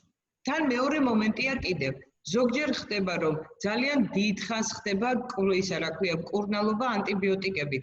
ეს ანტიბიოტიკი საერთოდ არ უნდა იმ მიკრობს, იმიტომ რომ ორგანიზმს გრძნობელობა არ აქვს ამ ანტიბიოტიკის მიმართ. მე მაგალითად თვითონ მქონდა კვლევების შედეგი მაქვს, რომ ძალიან მცირე სულ 3-4 ანტიბიოტიკი იყო, ესე იგი 30 ფურში გამოწვეული მასტიტის სამკურნალოდ, ოღონდაც ერთ ლოკალიზაციაში, ერთ რეგიონში, მხოლოდ 3 ანტიბიოტიკი გამოდგა. მეტი სხვა ანტიბიოტიკებზე მგრძნობელობა არ ქონდა საერთოდ. და შესაბამისად რა ხდება, ეს კლინიკური პერიოდიც კი უკან იხევს ცოტათი და გადადის სუბკლინიკურ პერიოდში და ფური სულ მატარებელი არის აი ამ მიკროორგანიზმების. და შესაბამისად ნებისმიერი გააქტიურების პერიოდში, ნებისმიერი პრობლემის დროს აუცილებლად მოხდება რა, განვითარდება მასტიტი და ისევ წამოვა. და ამ დროს უკვე ხდება ხელახალი ისა რა ქვია, განმეორება ინფექციური პროცესის და შესაბამისად უკვე ფური ავადდება იმდენად, რომ უკვე ის ფაქტობრივად დასაკლავია. მისგან რძის მიღება უკვე შეუძლებელი, იმიტომ რომ ვერც იწველება. ჯერ ეს არის ძალიან დიდი სტრესული მდგომარეობა, შემდეგ ეს არის კერტის გაფუჭება და შემდეგ ეს არის ფსიქოლოგიური განწყობა უკვე იმის რა ქვია ძროხის, რომ რძე არც გამოყო საერთოდ. და უკვე წველას ფაქტიურად წვეთს. და როცა ვერ მოწველი ძროხას, ეს ისედაც ხორცზე უბრუნდება, დროზე უნდა მოწველო, ხო? ეს ჩვეულებრივი მოვლენაა. აი აქედან გამომდინარე, ძალიან დიდი ახალმოგებულში ხდება, ხო ხშირად ახალმოგებულში სტომა იგი. მასტიტი ახალმოგებულში, იმიტომ რომ ესეც რატო ხდება? ეს ხდება იმიტომ რომ მას სანამ იყო მაკეობის პერიოდში არ უკეთდებოდა მასაჟი, რომ მე უკვე ხმო როცა მოიგო, ხმო უკვე დაიწყებს მის წოვას, უკვე მექანიკურად ღეზიანდება. ნელ-ნელა აი ამ ბოლო თვეების განმავლობაში უკვე მოსაგები რომ არის 2-3 თვით ადრე, ნელ-ნელა რომ მოხდეს მისი დამუშავება, ანუ მასაჟირება, ხო, ამ შემთხვევაში უკვე აღარ განუვითარდება. და ეს უკვე ნახეთ, ისე ცოდნასთან არის დამოკიდებული, ცოდნაზეა დამოკიდებული, რომ უნდა ვიცოდეთ მე თუ მყავს მეწველი ძროხა, თუ მყავს მაკე ძროხა, როგორ უნდა მოვერფერო მაგას, როგორ უნდა მოუარო იმისთვის, რომ შემდგომში უკვე პრობლემები არ წარმოვიდეს. ის რომ მასტიტი უნვითარდება ხელით საწვევ იმას, რა ქვია, ხელით წველის დროს, ეს არის უკვე მისი შენახვის პრობლემა. მანამდე შენახვის პრობლემა. და როდესაც მასტიტი უნვითარდება ფურს, რომელსაც მანქანით წველიან, ეს არის უკვე იმ პროცესის, მიმდინარე პროცესის შედეგი, როცა მას წველიან. ანუ მას რძე ერთნაირად არ აქვს მეოთხედებში, შესაბამისად ხდება მისი მექანიკური გაღეზიანება, დაწვა იატაკზე. ძროხა სადაწვება, ხო? უკაცრავად იქ ფუნა. ფუნაში ძალიან დიდი რაოდენობით მიკროორგანიზმები არის, იქ თივა არის, რომელზეც ასევე მიკროორგანიზმებია და შესაბამისად რა მოხდა? შევიდა მიკროორგანიზმი ამ მექანიკური დაზიანებულ იმაში, რა ქვია, ჭრილობაში და ჩვეულებრივად განვითარდა. ხორჩა. ამიტომ ერთ-ერთი მნიშვნელოვანი მომენტი, პრევენცია კიდევ რა არის, რომ ძალიან ინტენსიურად სადგომებში იყოს წმენდა. თუ კი ფუნის წმენდა არ მიმდინარეობს ინტენსიურად, ძალიან დიდი რისკი არის იმის, რომ პირუტყვი ესა რა ქვია დაავადდეს. აი ბიომეურნეობის პრივილეგია რა არის, რომ თავისუფლად მოძრაობენ ძროხები, ხო? აი როდესაც დაბმულია ძროხა, შეიძლება იქ დასვლელი კონდეს, მაგრამ როცა უნდა დაწოლა, იძულებულია იმ ბინძურზე დაწვეს. თუ კი არ არის ის გასუფთავებული. მაგრამ ბიომეურნეობაში ნახეთ რა ხდება, ჩვენ ნახეთ რომ გარკვეული რაოდენობა უნდა იყოს მხოლოდ იმაზე რაოდენობის ფური და ისა რა ქვია ცხოველი უნდა იყოს საძოვარზე, რომ იქ დიდი რაოდენობით არ მოხდეს დაგროვება აი ამ ექსპერიმენტების, დიდი რაოდენობით არ მოხდეს აზოტის დაგროვება. ესე იგი ძროხას აქვს თავისუფლად მოძრაობის საშუალება, შესაბამისად როცა მოუნდა დაწოლა, დაწვა იმაში რა ქვია სუფთა მიწაზე. ესე იგი, მან უკვე თავი დაიცვა. აი, ბიომეურნეობა ნახეთ, რამდენ რამეს ითვალისწინებს და რამდენ რამეს უკვე პრევენციულად განსაზღვრავს იმას, რომ უკვე მისი პროდუქტი იყოს უვნებელი, იყოს ხარისხიანი და იმ დაავადებების პრევენციას განსაზღვრავს უკვე აი ესეთი ქმედებები, მისი თავისუფლად ყოფნა, მისი მინდორში ყოფნა, რომ შემდეგ უკვე ჯამრთელი ორგანიზმი კონდეს პირუტყვს და შესაბამისად არ მოხდეს მისი დაავადება, ესე მარტივად სხვადასხვა მიკროორგანიზმებით. მე მინდა ძალიან დიდი მოწოდება მინდა ესე მოგიწოდოთ, რომ ყოველთვის გაამახვილეთ ყურადღება ჰიგიენაზე, ნებისმიერ ადგილას. იმიტომ რომ ჰიგიენა არის აბსოლუტურად ნომერ პირველი იმისა, რომ პირუტყვი იყოს ჯამრთელი, პირუტყვი იყოს აბსოლუტურად სუფთა ჯამრთელი საღი ნედლეულის ანუ რძის მუნცემი და შესაბამისად საწარმოში ხომ მით უმეტეს ყველა ეტაპზე, ყველა კუნჭულში, ყველა წერტილში მთავარი არის ჰიგიენა. ძალიან ხშირად ხდება რა, რომ აი სიჩქარის გამო მიიღეს ერთი რძე და დაიწყეს ყველის წარმოება. რათო ზოგიერთმა რა იცის, იცით ეს წყალს ჩამოავლებს. ავს. წყლის ჩამოვლებით რომ ირეცხებოდეს რძესთან შეხებული ზედაპირი, არავინ არ არის სულელი იმისა, რომ იმ სადეზინფექციო საშუალებებზე გააკეთოს არჩევანი, გინდა არ გინდა, იზოლებითი არჩევანი და იყიდოს ესეთი ძვირიანი საშუალებები და სულ მუდმივად ხარჯოს. სხვანაირად ჰიგიენა არ მიიღწევა. არის საწარმოები, რომლებშიც ხდება რეცხვა სიპრეცხვით, ანუ წრიული რეცხვით. თუ ვინმეს შემდგომ პერიოდში გაუჩნდება სურვილი, თქვენ ალბათ ბატონმა ზურაბმა მოგაწოდათ ეს ინფორმაცია რეცხვაზე, ხო? კარგად იცით, არის მექანიკური რეცხვა, ხელით რეცხვა და არის სიპრეცხვები, ხო? ანუ წრიული რეცხვა ის ნაკლებად ხარჯიანია თითქოს თავიდან არის ძალიან ბევრი ინვესტიცია ჩასადები, იმიტომ რომ მოსაწყობი არის ეს ყველა საშუალებები, ის ავზები, ის ესე რა ქვია, ტუმბოები, სივრცე, ყველაფერი, მაგრამ მერე უკვე შედარებით იაფი შეიძლება იყოს, მაგრამ ესეც დამოკიდებული არის წარმადობაზე. თუ კი ძალიან პატარაა, მცირე არის საწარმო 100 ლიტრ რძეზე სიპ რეცხვის მოწყობა და მისი სიპ სადგურის მოწყობა რეალურად რეალობასთან შორს არის რა უფრო სწორად.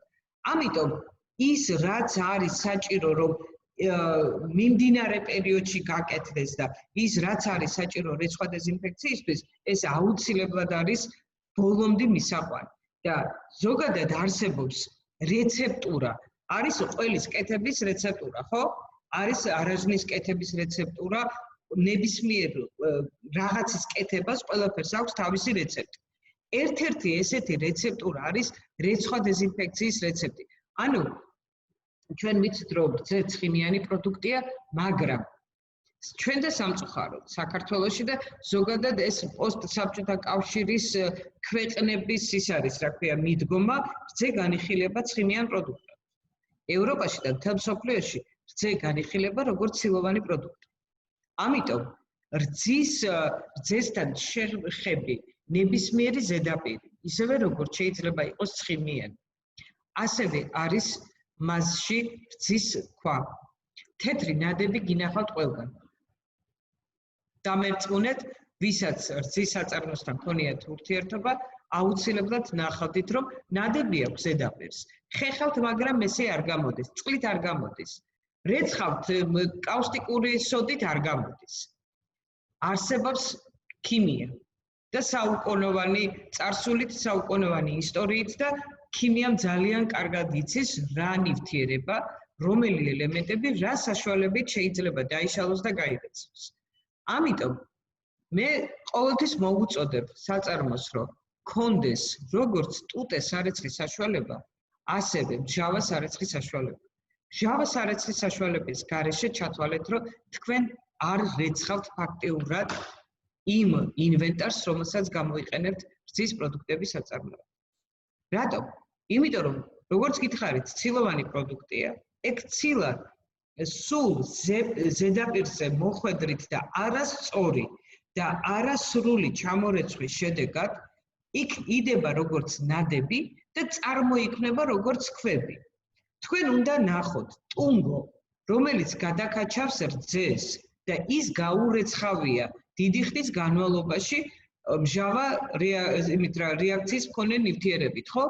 უნდა ნახოთ შიგნიდან რა გამოდის. თეთრი ქვები.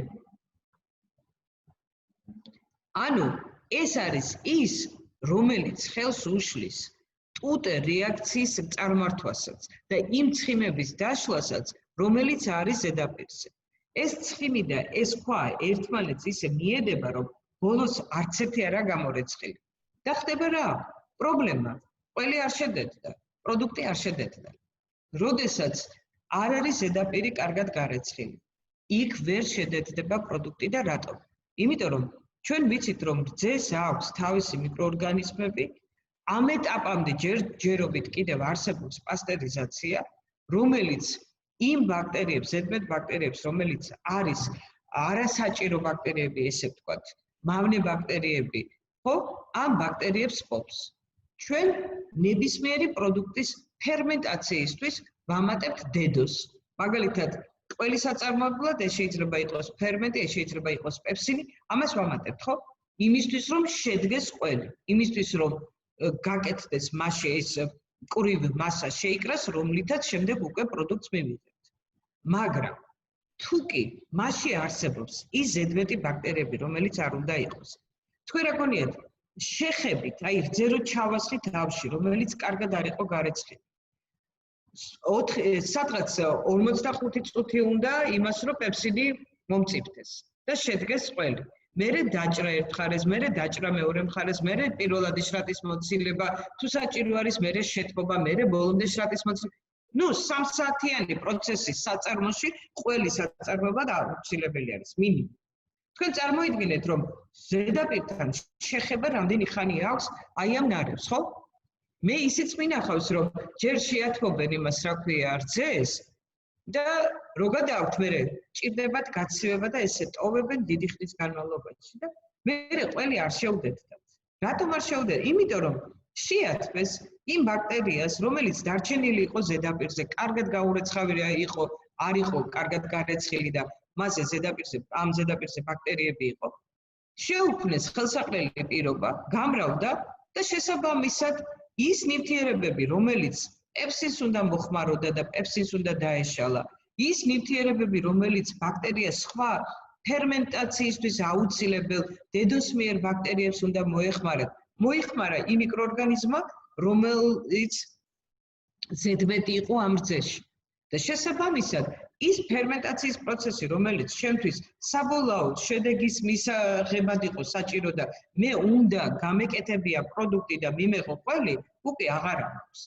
არ დადგება ყველი ბევრი ამბრალებს რას უიმე ცოტა მეტი მომივიდა ცოტა ნაკლები მომივიდა ფერმენტი კი ბატონო ესეც შეიძლება იყოს მაგრამ ძალიან ბევრი მიზეზია იმისათვის რომ ყველი არ შედგეს ეს არის ნედლეული ანუ რძე რომელიც მჟავიანობა მაღალი აქვს ჟავიანობა მაღალი აქვს იმიტომ რომ ამ რძეში არის მიკროორგანიზმები რომლებიც არ უნდა იყოს და ხელს უშლის ფერმენტაციას და ანტაგონისტური მდგომარეობა იქნება ფერმენტაციის მიკროორგანიზმებსა და იმ მიკროორგანიზმებს შორის რომელიც რძეს მოყვა და ნახეთ ის რომ ბევრი წერს რომ მე გავაკეთე პასტერიზაცია მაგრამ რეალურად პასტერიზაცია არ აქვს გაკეთებული აქ უკვე იჩეხება იმაში რა ქვია კლდედან იმიტომ რომ მას უკვე პროდუქტი არ აქვს ის ბაქტერიები მოერივნენ იმ ფერმენტაციის ბაქტერიებს რომელსაც ყველი უნდა შეექმნან შესაბამისად არავინ იცის რა მიიღო გადამჟავებული გაფუჭებული პროდუქტი მიიღო ვერც ვადას ვერ შეუნარჩუნებს არც მარილწყალიშვილის მაგას და არც არაფერი პროდუქტი არ აქვს ესე იგი მნიშვნელოვანი არის ყველა ეტაპზე დავიცვათ ჰიგიენა და შესაბამისად ყველა ეტაპზე მოხდეს დამუშავება აი ამ ზედაპირების ამიტომ არსებობს 7 საფეხურიანი რეცხვის რეცეპტი, ესე ვთქვათ. ყოველდღიურად, რა თქმა უნდა, ეს არის იდეალური, მაგრამ როდესაც ინტენსიურად დღის განმავლობაში ერთი და იგივე ავსში რამოდენიმეჯერ ხდება რძის მიღება, პროდუქტის წარმოება, ხო? ამ შემთხვევაში ყოველ მეორე დღე თუ არა, ყოველ მესამე დღეს მაინც უნდა გაირეცხოს აი ასეთი 7 საფეხურიანი რეცეპტურით ნებისმიერი ზედაპირი. და ეს რა არის? პირველი და უპირობოდ აუცილებელი, ეს არის წყლის ჩამორეცხვა. წყლით ჩამორეცხვა. ანუ ის რაც იყო მირჩენილი ზედაპირზე, ეგ უნდა ჩამორეცხოთ. და ის რომ წყლის ხარისხი უნდა იყოს აუცილებლად შესაბამისობაში, ჩვენ ამაზე უკვე დიდხანს ვიცაუბრეთ. შემდეგ ტუტე ხსნარით გარეცხვა. ტუტე, ანუ კაუსტიკური სუდა თქვენ ბევრს გაქვთ გაგონილი, ეს შლის ცხიმებს. ჯერ ცხიმი უნდა დაიშალოს და უნდა ჩამოაცილოს ზედაპირს. უნდა ჩამოაცილოს იმ ნადებს, რომელიც შეიძლება უკვე იმ ზედაპირზე იყოს, რომელსაც თქვენ მოიხმართ. ანუ უნდა დამუშავდეს ტუტე ხსნარით, არის 0.33-იანი, 0.3%-იანი, 0.5%-იანი, უნდა დამზადდეს უფრო სწორად ეს ის ცალკე იყიდება და შემდეგ უნდა დამზადდეს რეცეპტურის მიხედვით და 15-20 წუთის განმავლობაში უნდა მოხდეს ზედაპირზე მისი გაბნევა და დატოვება, რომ კარგად ჩამოიშალოს. შემდეგ უნდა ჩამოირეცხოს ისევ წყლით. ამის შემდეგ ისევ ხდება, შეიძლება 1%-იანიც იყოს, 0.5%-იანიც იყოს. ამის დარეგულირება, ამ პროცენტობის დარეგულირება თქვენ თვითონ შეგიძლიათ, თქვენი შესაძლებლობებიდან გამომდინარე და პლუს თქვენი აუცილებლობიდან გამომდინარე. თუ კი თქვენ ძალიან მაღალი კონცენტრაციის სითხე არ გჭირდებათ, რატომ უნდა დახარჯოთ ზედმეტი? ეგ არ არის აუცილებელი, რომ გინდა არ გინდა ზედმეტი გააკეთოთ და გინდა არ გინდა 5%-იანი, 3%-იანი, 1%-იანი. შავა მით უმეტეს ამ 9% არ გამოიყენებთ. ამიტომ თქვენ თვითონ დაკვირვების შედეგად უნდა ნახოთ, რომ მე დღეს 3%-იანი 0.3-იანი გავაკეთე არ მეყოფა, ნუ ხვალ გავაკეთებ მეორე ჯერზე 0.5-ას, უკვე მეყოფ, ხო?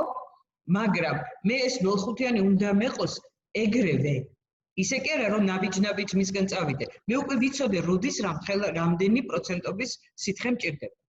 ეს მჟავა შეიძლება იყოს აზოტმჟავა, ძალიან თავისუფლად. ამიტომ აზოტმჟავა ერთ-ერთი კარგი სარეცხი საშუალება არის და კარგი საშუალება არის იმისათვის, რომ ის რძის ქვის ნადები ჩამოაშოროს ნებისმიერ ზედაპირს. ესეც უნდა გავაჩეროთ სადღაც 15-20 წუთი, იმის მიხედვით, თუ კი მე არ მაქვს საშუალება, რომ ნახეთ რა ხდება, თუ კი მე ეს ავზი მჭირდება ძალიან სწრაფად, ხო? მე 15 წუთი რო გავაჩერო, 15 წუთი ერთი, 15 წუთი მეორე, ჩამორეცხვა, დეზინფექცია 15 წუთი, 1 საათი მაინც მინდა მე ამ რეცხვას, ხო? თუ კი მე ამ ხელა საშუალება არ მაქვს, რომ 1 საათი ვრეცხო, სტანდარტულად იმ სწორი რეცეპტურის მიხედვით, მაშინ იმას მაინც ჩამოვავლებ ტუტეს, აუცილებლად და კარგად ჩამოვრეცხავ. უპირობოდ კარგად უნდა ჩამოვრეცხო. შემდეგ აი ამ ჟავას ჩამოვრეცხავ წყლით და უკვე რა ხდება? თუ კი მე ეს ავზი დღეს უკვე აღარ მჭირდება.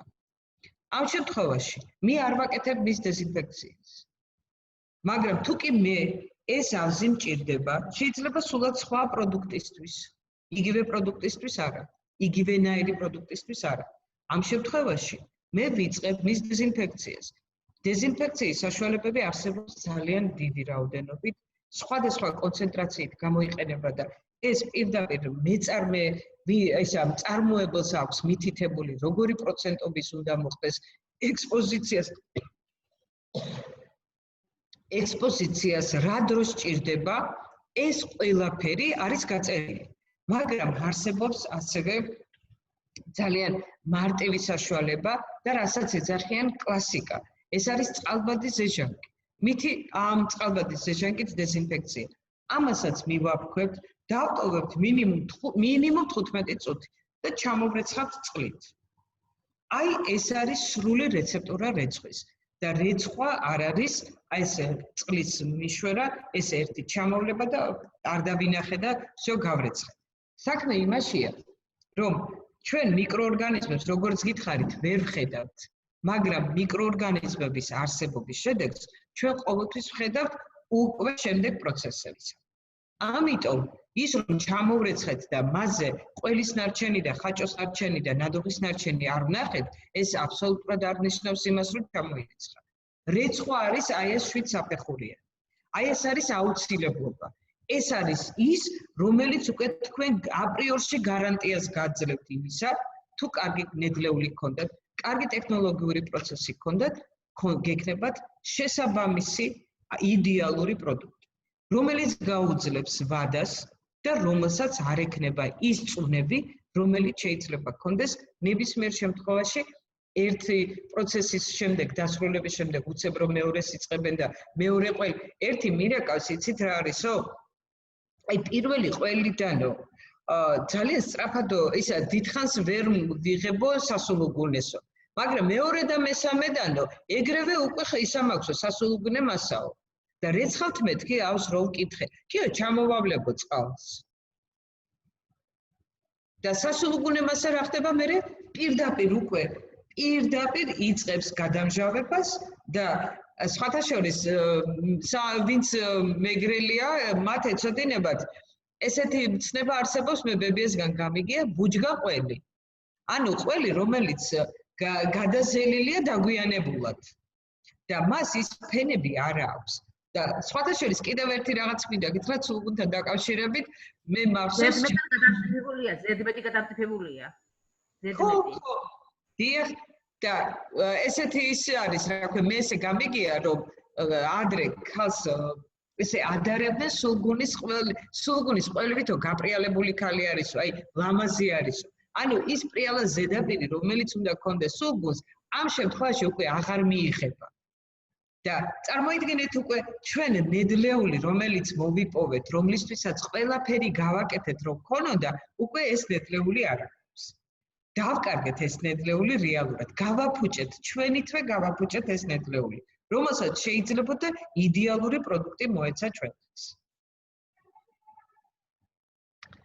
ესე იგი, შესაბამისი ეტაპების ექსპოზიცია იქ 15 წუთი, 25 წუთი, როგორც არის გითხარით, იქიდან გამომდინარე რომელი რეცხვის საშუალებას ვიყენებთ. რომელ რეცხვის იმას რა ქვია, პროცესს ვიყენებთ. ანუ ეს არის მექანიკური თუ სიპრეცხვა. აქედან გამომდინარე, ვარირება შეიძლება 15 წუთიდან 25 წუთამდე ნახევარი საათი და ასე შემდეგ. დიდ საწარმოებში სხვათა შორის უფრო მეტი დრო სჭირდება, იმიტომ რომ ძალიან გრძელია მილები.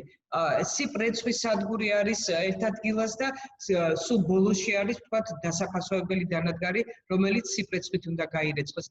ასევე მოშორებით არის ფერმენტაციის უბანი, სადაც უნდა გაირეცხოს ისევ სიპრეცხვით. ამიტომ ეს დამოკიდებული არის ეს წრიული მოძრაობის ტრაექტორიაზე ეს დრო. მაგრამ ის რომ უპირობოდ ყველასთვის არის ერთი და იგივე და აუცილებელი. ეს არის მართვა ნარჩენების. ჩვენ ნახეთ რომ რაღაცები უნდა ვმართოთ, უნდა ვნახოთ ანტიბიოტიკების რაოდენობა, ჩვენ უნდა ვნახოთ სომატური უჯრედების რაოდენობა, ანუ საშუალებები არსებობს და ჩვენთვის პრიორიტეტი იქნება ამ საშუალებების მოძიება და შესაბამისად მისი გამოყენება.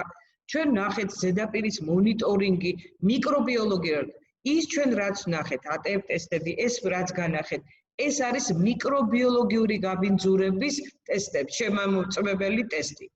ანუ რამდენად სუფთა არის მიკრობებისაგან ზედაპირი. მაგრამ შეიძლება აი ეს საშუალებები საწარმოს არ ქონდეს. მცირე ზომის გამო, მცირე სახსრების გამო, მცირე ცოდნის გამო, მცირე საშუალებების გამო. მაგრამ ნებისმიერ საწარმოს, რომელსაც აქვს უფლება რომ აწარმოოს ძის პროდუქტი. ნებისმიერ საწარმოს, რომელსაც აქვს ასპი დანერგილი და აპრიორში ეგ დანერგილი უნდა ქონდეს იმისთვის, რომ არსებობდეს როგორც საწარმო, აქედან გამომდინარე, მას უნდა ქონდეს pH ინდიკატორი აუცილებლად. თუ pH ინდიკატორი არ არის და თუ pH ინდიკატორით არ მოხდა ბიოსაწარმოში ზედაპირის გადამოწმება, დარჩა თუ არა ზედაპირზე ქიმიური ნარჩენი, გნებავთ ის ტუტე ნარჩენი, ტუტე ის რეაქციის მქონე პროდუქტი, ისე რა ქვია, საშუალება ან ჟავა. არ აქვს მნიშვნელობა. აუცილებლად ყოველი რეცხვის შემდეგ უნდა მოხდეს ამ ინდიკატორით შემოწმება ზედაპირი რამდენად სუფთაა. ეს არის აუცილებელი. მე დავიწყე თემა და არ გავაგრძელე, მე სხვაზე გადავედი, მინდა გითხრათ მე-6 მე-7 პუნქტზე აი ამ სლაიდში. დეზინფექცია და წყლით ჩამორეცხვა. 2-3 წელი არის დეზინფექციის შემდეგ ისევ ითხოვენ მის ჩამორეცხვას. ადრე წლებში დეზინფექციის შემდეგ ზედაპირის ჩამორეცხვა არ იყო აუცილებელი. მაგრამ კვლევებმა აჩვენა, რომ აუცილებელი არის, ვინაიდან ეს მაინც ქიმიური ნივთიერებაა და არის რაღაც შანსი იმისა, რომ სადეზინფექციო საშუალება დარჩეს ზედაპირზე. აი სწორედ ამიტომ უნდა მოხდეს მისი ჩამორეცხვა. და განსაკუთრებულად დიდი მნიშვნელობა აქვს აი ამ წყლის ხარისხს. მე-7 პუნქტში, მე-5 და მე-7 პუნქტში აი ამ წყლის ხარისხს, რომლითაც უნდა მოხდეს საბოლოო ჯამში ჩამორეცხვა ზედაპირის, რომელიც უკვე მალევე შეხებაში იქნება პროდუქტთან. მაგრამ რა ხდება? თუ კი მე დღეს გავრეცხე ავზი და დღეს უკვე მეტად არ მჭირდება, ხო? ამ შემთხვევაში მე შემიძლია დღეს შემიძლია კი არა, ჯობია დეზინფექცია არ გავაკეთო, იმიტომ რომ მე კარგად მაქვს გარეცხილი, მე უკვე ვარ მშვიდად, თან ნახე ქიმიური ნარჩენი მქონდა თუ არა და აპრიორში უკვე ვიცი რომ იმდენად ჩამოვრეცხე, იმდენი ხანი ვრეცხავდი რომ მე არა მაქვს იმაში ის რა ქვია ქიმიური ნარჩენები, მაგრამ მე pH ინდიკატორით მაინც გადავამოწმება არის თუ არა, თუ კი არის ისე უნდა ჩამოვრეცხო, თუ კი არ არის, ვაგრძელებ შვიდად ყოფნას და რას ვაკეთებ? მეორე დღეს, როდესაც მე უკვე ვიწყებ მოხმარებას ამ ავზის, აი ამ დროს მე ვიწყებ მის დეზინფექციას. გავუკეთებ დეზინფექციას 15 წუთიდან 20-25 წუთი. დროიდან გამომდინარე, 15 წუთში უკვე ის თავის საქმეს აკეთებს ნებისმიერ შემთხვევაში, მაგრამ თუ კი მე არა მაქვს იმის დრო, რომ უცებ 15 წუთში, 20 წუთში მოუბრუნდე, მე პრობლემა არა მაქვს. არანაირი, იმიტომ რომ კიდევ უფრო კარგად იმუშავებს, ნებისმიერ დონეზე არსებულ ბაქტერიაზე იმუშავებს. მოვუბრუნდები, კარგად ჩამოვრეცხავ, ისევ pH ინდიკატორით გადავამოწმებ, რაიმე ნარჩენი ხო არა მაქვს. ჩამოვრეცხავ კიდევ სუფთა წყლით და შემდეგ უკვე ეს ავზი შემიძლია მოვიხმარო. ანუ დეზინფექცია, აი მე მაგალითად სადმე მივიდა შემოწმებაზე და მოვიკითხო როგორ გარეცხეთ ავზი და მე თქვენ იცით რა აი ამ 7 პუნქტით გავრეცხე და მე ეხლა დღეს ვიწყებ პროდუქტის წარმოებას. დღეს რო ვიწყებ პროდუქტის წარმოებას და დეზინფექცია გუშინ გაკეთდა, ჩათვალეთ რომ ეს ავზი ისევ ბინძურია. ზოგადად ძის საწარმოში მიღებული არის რა, რომ 18 საათის შემდეგ თუ ავზი დგას მოუხმარებლად არაფერს არ ვასხამ, არაფერს მასში არ ვაკეთებ, ის თავიდან უნდა გაირეცხოს. წარმოიდგინეთ 18-დან 24 საათში მე ავზი თავიდან უნდა გავრეცხო. ამიტომ მე ვაკეთებ დეზინფექციას. ანუ თუ მასში რაიმე რეცხვის შემდეგ რაიმე მიკროორგანიზმი დარჩა, აი ამ მიკროორგანიზმს ვებრძვი, უცხადებ ომს და ვიმარჯვებ ამ ომში. ჩამოვრეცხავ და მე უკვე ავზი მაქვს აბსოლუტურად სულ. მნიშვნელოვანი რა არის? კონცენტრირებული სარეც სადეზინფექციო საშუალებები არ მოხდეს გარემოში. ჩვენ რა ვთქვით? ჩვენ ვაწარმოებთ ბიოპროდუქტს. ჩვენთვის მნიშვნელოვანი არის ის გარემო, სადაც ამას ვაწარმოებთ. ანუ ის ეკოსისტემა, სადაც ჩვენ ვართ. აქედან გამომდინარე.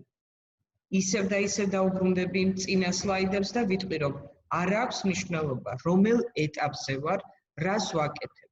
ნებისმიერ შემთხვევაში, ყველა ეტაპზე, ისევე როგორც მე ვიცავ ბიოსტატუსს, ნედლეულის და შემდგომ ყველა ეტაპზე ამ პროდუქტისა, ასევე მე ვიცავ გარემოს და მე ვიცავ იმ აუცილებელ ქმედებებს, ვახორციელებ, რომ მე გარემოში არ მოვახმედრო აი ეს კონცენტრირებული სადეზინფექციო საშუალება. შეიძლება მე ნიადაგი გამებინძურდეს იმით, რომ იქ ბალახი არ ამოვიდეს, დარგული ხე არ გაიხაროს და ასე შემდეგ. ესე იგი მე ნებისმიერ ადგილზე ვუფრთხილდები ნებისმიერ ნივთს, ნებისმიერ დეტალს და ნებისმიერ გარემოს სივრცეს. იმისაგან რომ არ მოხდეს აი ამ ჩვენი გარემო ეკოსისტემის გაბინძურება. ანუ ვიცავ გარემოს. ამისთვის საჭიროა იდენტიფიცირება და შესაბამისი სათავსები და ჩანაწერები. მე რომ მოვიხმარე სარეცხის სადეზინფექციო საშუალება, მე რომ მოვიხმარე მჟავა, ტუტე, ხო? ნახეთ რა ხდება. მჟავა რომ მოვიხმარე და ჩავრეცხე წყლით, რეალურად მე მისი კონცენტრაცია მინიმუმზე დავიყვანე. რომ მოვიხმარე მჟავა ამის ტუტეც და მჟავაც ამის კონცენტრაციაც ორივესი მინიმუმზე დავიყვანე, ასევე მინიმუმზე დავიყვანე იმ სადეზინფექციო საშუალებების კონცენტრაცია, რომელიც ჩამოვრეცხე. მაგრამ ხო შეიძლება მე რაღაც, ნახეთ, ყველაზე ცუდი ტენდენცია, რომელიც ზოგადად საწარმოში არ უნდა არსებობდეს. რაღაც ჭურჭელში ჩასხმა რაღაცის. კი ბატონო, დამჭირდა და არა მაქვს იდენტიფიცირებული წარწერიანი, ხო? დღეს წარწერის გაკეთება არის ძალიან მარტივი. კომპიუტერში ამოვაპრინტერე და გადავსკოჩე სულაც და მივაწერე რა არის, ხო? ამ ქაღალდს, ამოპრინტერებულ ქაღალდს გადავსკოჩი გადავკარი და ის არ დასველდება და ჩვეულებრივად მაქვს საშუალება წავიკითხო. ასევე არსებობს მარკერი, რომელიც შეიძლება დიდხანს იყოს და არ გადავიდეს და მე მქონდეს იმის საშუალება, რომ ნახო, რომ იდენტიფიცირებულია აი ეს ნივთიერება და შესაბამისად მისგან საფრთხე არ ელოდება არავის. იმიტომ რომ ხო შეიძლება ეხლა წყალბადის ზეჟანგი უცებ ძალიან ესეთი თეთრია და ვერც მიხვდა რა არის წყალი მეგონოს და ხელზე დავისხა. ხო დავიწვევი.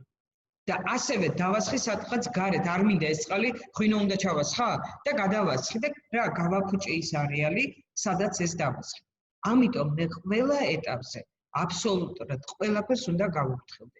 იმისათვის რომ მივიღო უვნებელი პროდუქტი, იმისათვის რომ მივიღო ბიოპროდუქტი და მასთან შეხებაში არსებული ყველაფერი იყოს შენარჩუნებული იმ საწყისი მდგომარეობით, რომელ მდგომარეობაშიც ესე ვთქვათ მე ჩამმართა.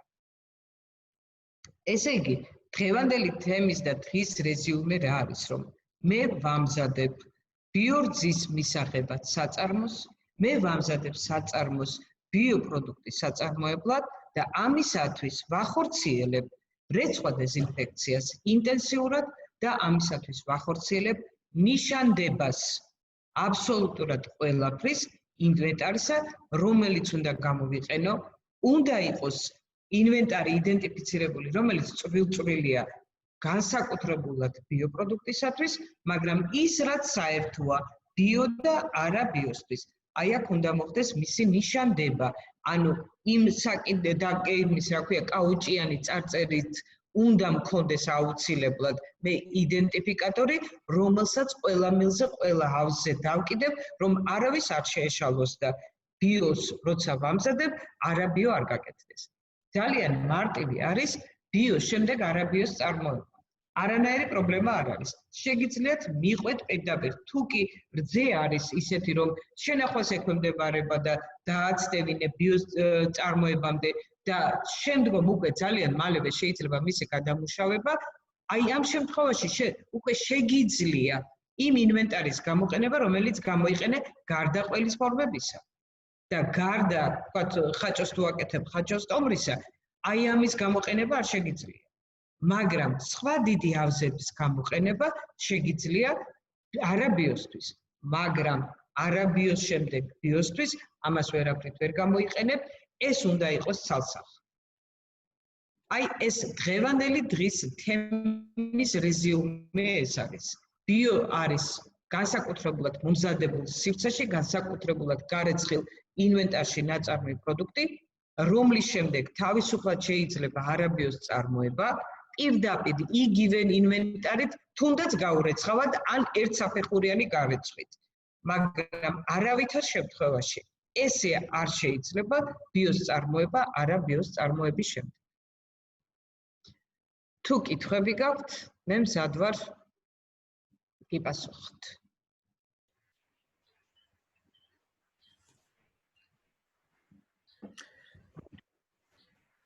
ძალიან სიწყნარია, რა ხდება? მადლობა ქალბატონო ირმა. დღევანდელი დიდი მადლობა კიდევ ერთი საინტერესო სესიისთვის. ჩატში გვაქვს მონაწილეების მხრიდან კითხვები? არა, უკავშირები, სასიამოვნო უკავშირები თქვენი მიმართულებით. მადლობა კიდევ ერთხელ თქვენ და ასევე მონაწილეებს. დიახ. თუ კითხვები დიახ, თუ კითხვები არის, მე სიამოვნებით გიპასუხებთ. როგორც ჩანს მონაწილეებს, ვთქვათ, ამ სესიასთან დაკავშირებით არ აქვთ, ასე ვთქვათ, კითხვები. მაშინ შეგვიძლია დავასრულოთ და ჩვეულებრივად შევხვდებით ხვალ 16 საათზე. კი ბატონო. მადლობა. ბედნიერად. ბედნიერად. კარგად მადლობა.